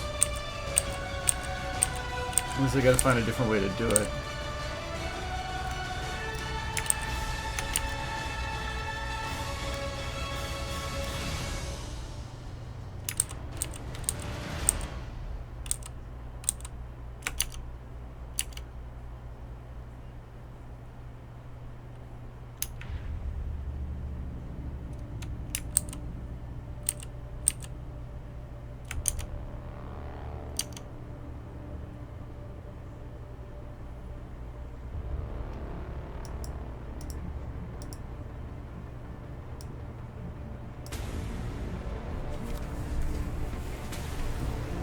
Leave it as it is.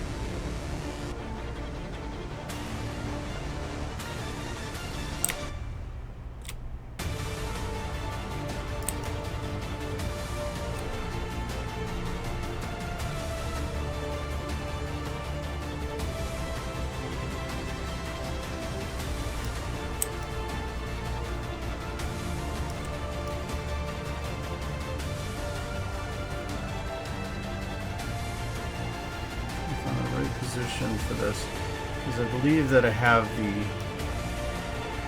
sky right there. I'm coming from above, aren't I? I'm coming from... Oh, I see where this all is now.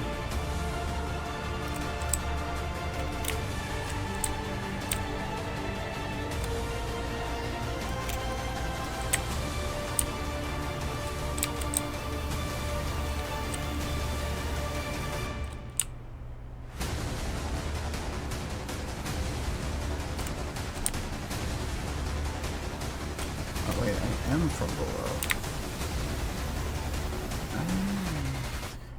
My orientation mixed up.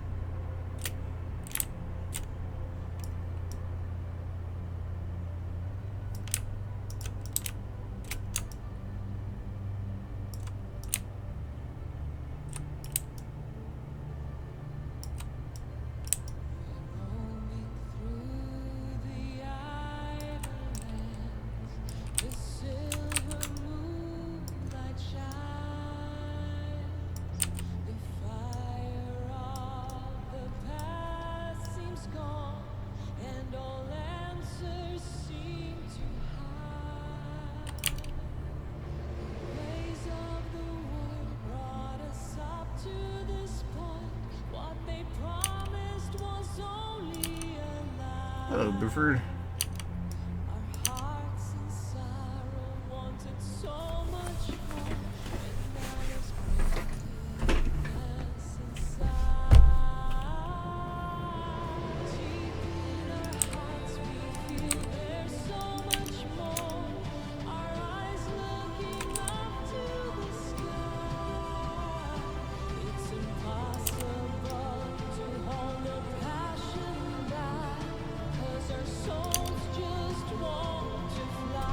There we go.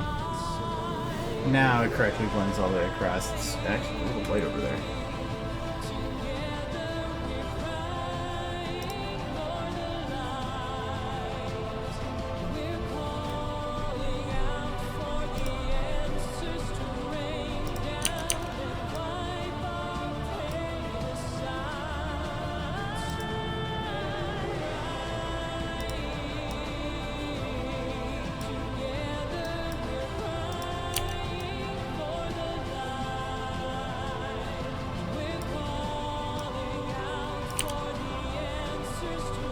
There we go.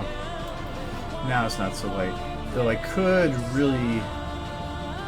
whiteify right in those areas. This one is probably the best light to try that with.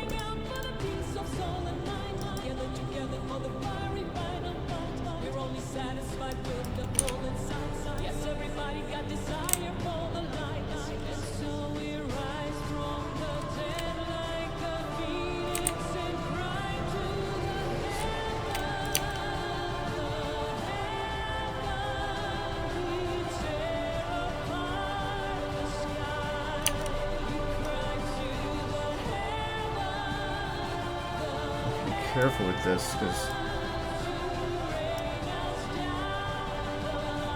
I think these mountains are right against the wall there.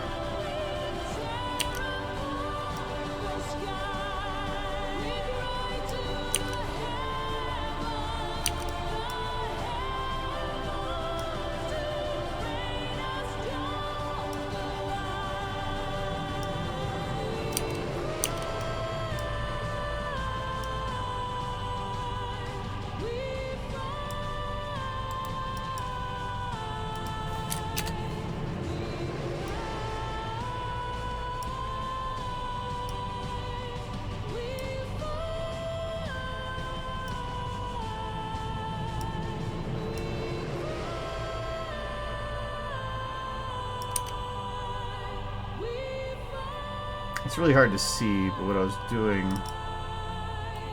was adding a little bit of white in there. Because technically the mountains would be, or the closer the horizon you get, the whiter it would be. And I think that adds something to the shot, right? Yeah, just a little. Just bring down the brightness a bit. Just so that it creates a little bit of variance there. The only thing I wish I could do is have this better blend into the blue. Because, like, if I look at it from a distance, I can literally see just a distinct line over here as to where it transitions. And I might actually be able to do that with the same light I just had. I think this one was the one that was wide enough.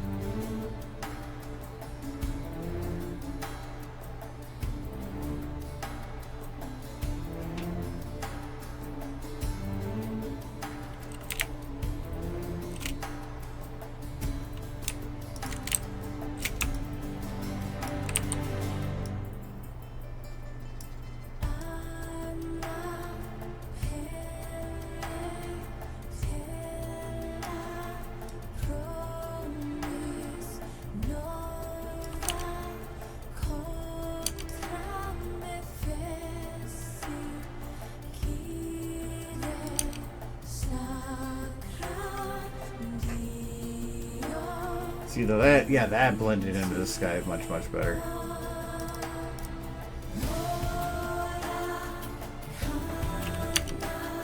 Down just a little bit.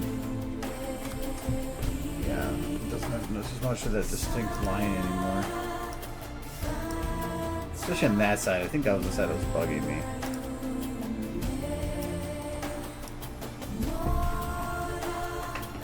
Okay.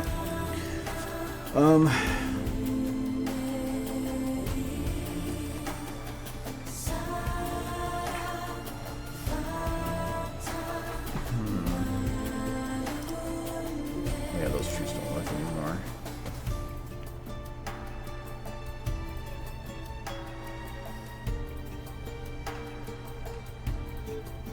Yeah, the mountains should be painted into it, like as this is right now, right here, would probably be one of the, like, what I'd want it to be, but the problem is if I go to shine,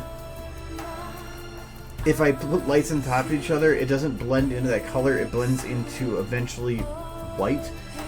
If I put too many like that, it's not going to blend it into the background, it's just going to blend it into whiteness, which is not going to probably be what I'm looking for.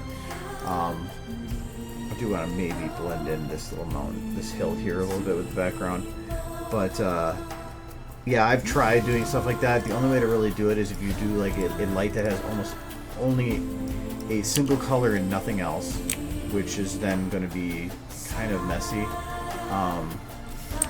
This is from above, isn't it? This is. I am upside down.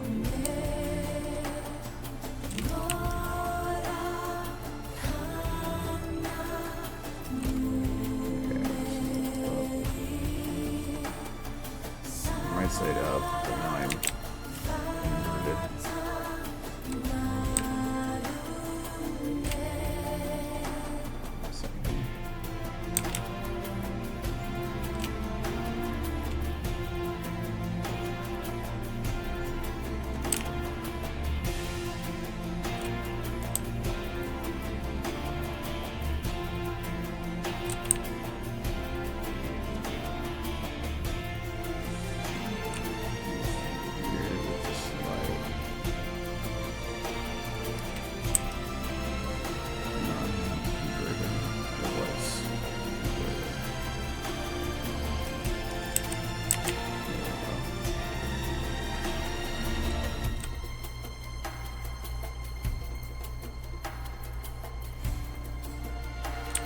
A real skybox has a lot of downsides, though.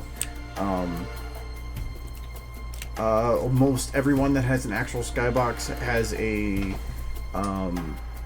the skyboxes themselves can really be manipulated very easily in terms of their texture. So all the ones that you're stuck with what's there, and they're very low quality. They're not very good. A lot of them too are set to the mid screen is the point where land is. So if I wanted to use mountains like this, the sky would end right about here, and then you would be set with sometimes just an instant drop into a dark gray or something, which again doesn't work very well, unless you can get skyboxes that don't do that. But then again, you're spreading your sky so far that you're getting a very low texture or very low quality. This one alone I've had to kind of work with. Plus, if it was an actual texture in the background, the sky won't glow, so you're not gonna get like the distance having that glow effect on stuff. It would just be a texture. This allows me to shine lights at it to make it actually glow, so that things that are overlaid on top of it correctly glow with the background. They blend in better. Skyboxes are cheap. They do have a lot of uses, and I have utilized them before for stuff. But for stuff like this, I found that it just works exceedingly better to just kind of do it myself. You get a much better looking result in the end.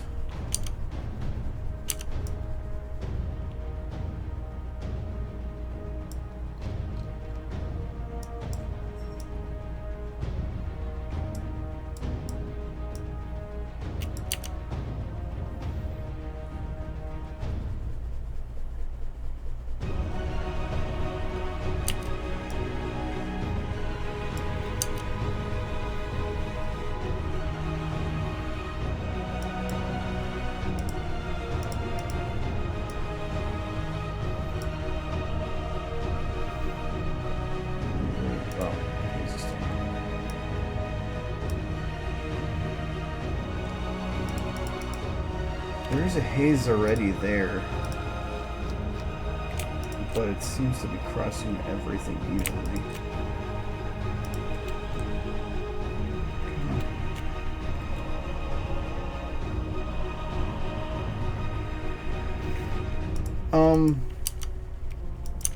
I would say it's not that the Source engine isn't built for it.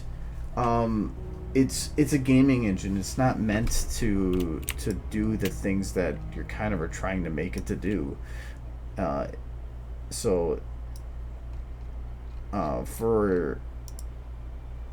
skyboxes are definitely useful, but it's just when you're trying to make something look realistic, a gaming engine isn't going to be what gives it to you.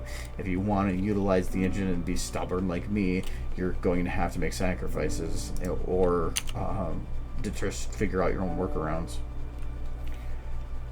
So that's what I'm doing.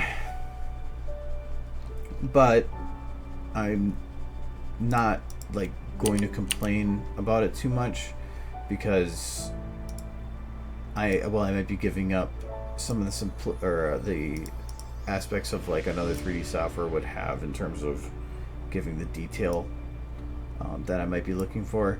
I'm also getting severely reduced render times, and a library of thousands of tens of thousands of models that will make my job a lot easier. So it's a trade-off, but if I had to choose between the two, this is definitely the trade-off I would make.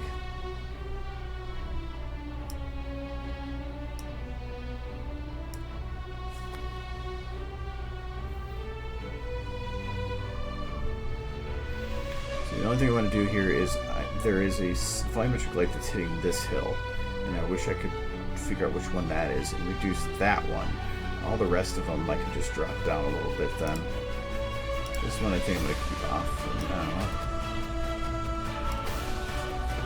I think it helps it blend with the background a little bit more, but if anything, I can just add another hill right here that just acts as in between.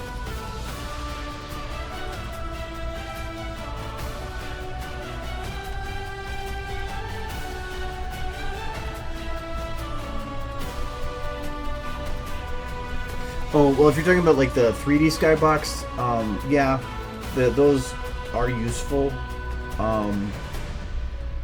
You can't separate the lighting and stuff between them.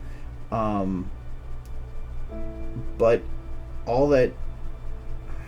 I don't know if that. It's just I had a map where I was using a 3D skybox with it, and it became a lot of a hassle, especially since you're spreading out and doing a lot of stuff that you're not visible with. Like this, I can focus everything just in one go. If I had to do this shot from a whole bunch of different angles, fuck that. I would not want to do that. But this is simpler because I'm only doing it from a single. And if I wanted to, like, I could get a model and just bring it in here, this textured to be a light blue color, put it in here behind there, and voila, I have another layered mountain. I've done that with Canterlot when I needed to do a silhouette of Canterlot. I just did a texture of it and threw that up. It's the 2D texture. So I mean, there is other ways to go about it. I try to stick to the 3D if I can, but it doesn't always mean it's going to be what works. Oh, this is working. I thought I had the volumetric error again, but yeah, it's gone.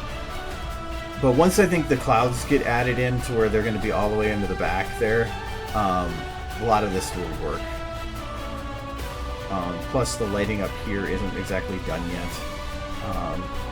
Like that shed looks like shit. It looks like just a cartoon thing dropped into crap there. So, and I can actually pull this ground out now that I know what I'm working with, shrink it down, and have a higher quality.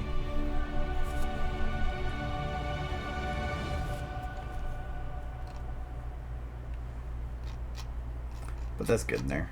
So I made some progress, but the main thing is I wanted to get done was to start touching this, and at least now I feel like I can keep this. So that's a positive.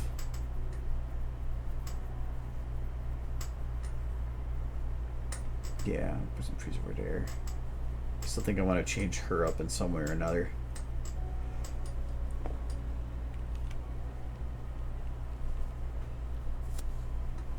Yeah, I know. I've done. I built a map with a 3D a skybox, so I know exactly how they work. I used grassland. I think it was the desert test that had a grass field variant. I used that a lot for and with its 3D skybox. I also like that one because it allowed you to do fog override, and I really wish that most people would just add a fog controller to maps so you can have that ability, but no, because I think what was the one GIF I did?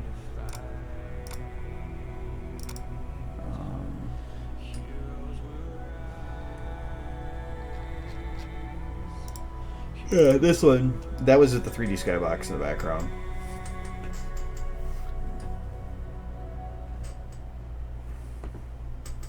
But never got around to finishing that.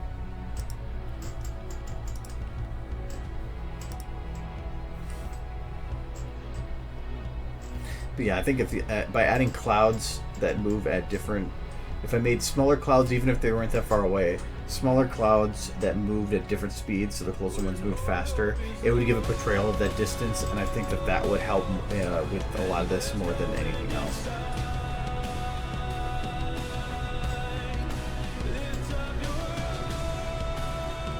Yeah, usually the fog controller, like here a fog controller would, to a degree, come in handy, because that actually does let you blend into a color for a distance, while using a volumetric light doesn't.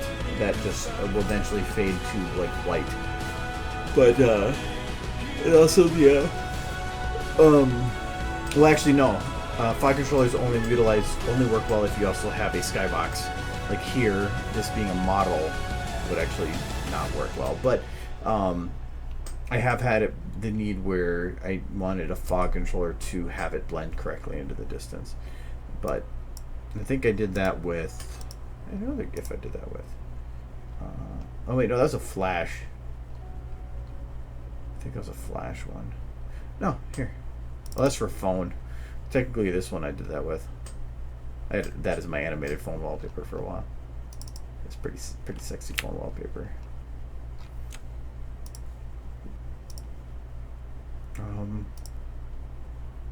No, I don't think I have a further zoomed out version of that.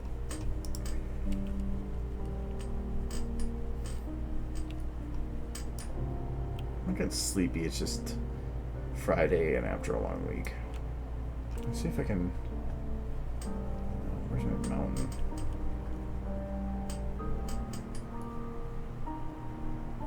I don't really add these as... I call these mountain. Distant land. Are those mountains in the distance actually just... Yeah. Wow. I thought those are actually mountains.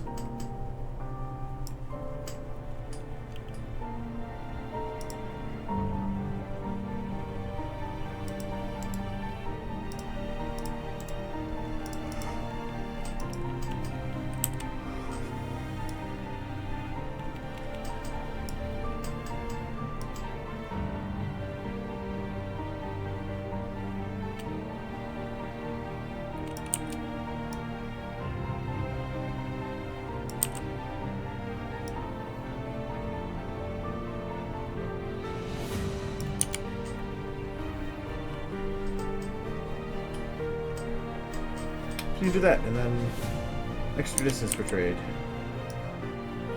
Technically,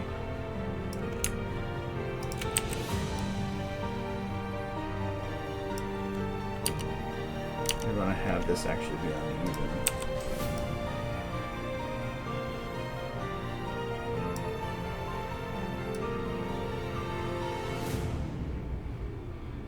But that's going to fade literally into the skybox. So I have to be careful. I think it is already. Yeah, it's actually one with the skybox. Or sky dome.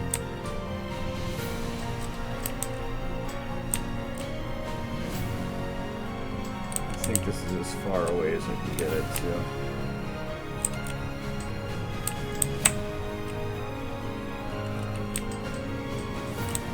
So there's a little bit more distance I could get on it. Oh, that one's right to the wall.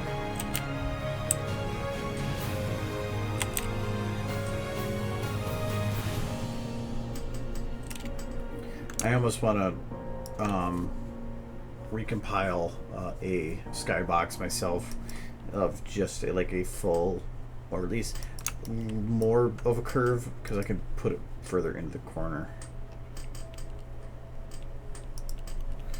There's still things that, like when these lights first come on, right there, how these look, because these are a little bit faded compared to when it actually gets cleared. I'm thinking a lot of that's going to have to do with my camera. I wonder if I could put up the aperture a little bit more. That's not gonna make a difference, because the aperture is gonna. I don't want to blur the stuff here so much. Like right now, I think I'm running a 16:16. Yeah. If I put that up to 64.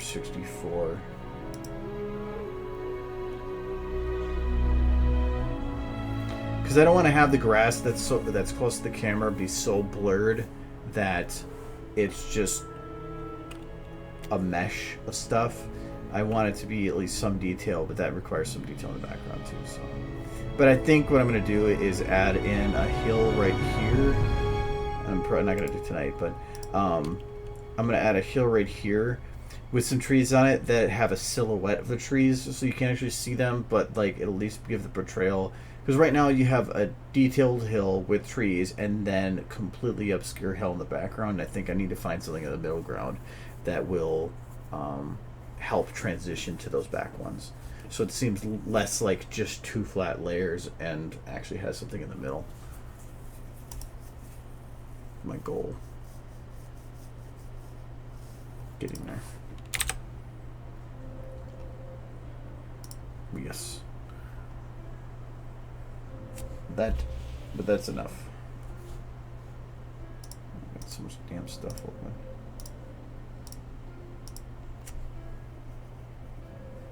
Okay.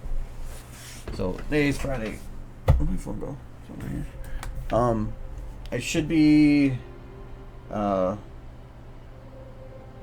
back and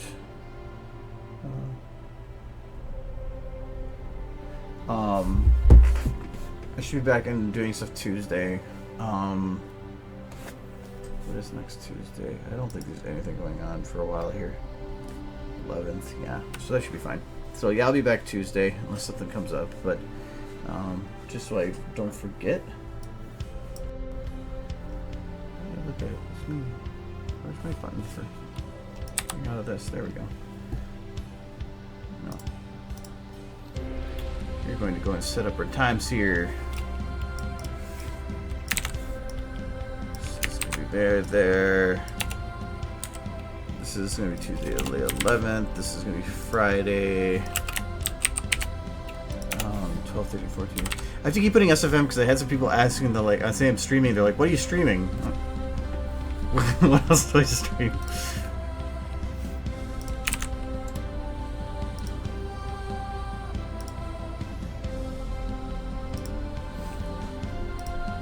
Then I don't have to worry about it because I always forget to do these, and then it's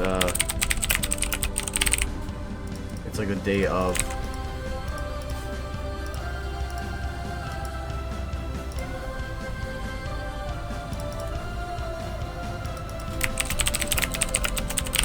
You guys don't have to worry; it's already set in stone. Okay.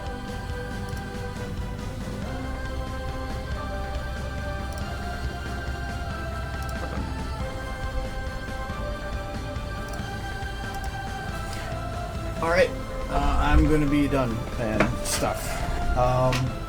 But next Tuesday and stuff. Yeah. So I'm going to take a break from SFM for a while. Sorry, I want to play a game. So stay out. Don't go work. I don't think you have to work. Do you have to work? Do you have to work? Do you work tonight? No, you work Sunday nights. You don't work tonight. Yay. And if you do, I tell you that you don't. So. Alright. Whatever. I'm gonna give you Kitty. And then no, you can't play, or no, you got work. That's that's I don't know what no means. But anyways, I'm gonna go. So alright, see you guys later. That stuff. Nom, nom. Nom, nom, nom, nom.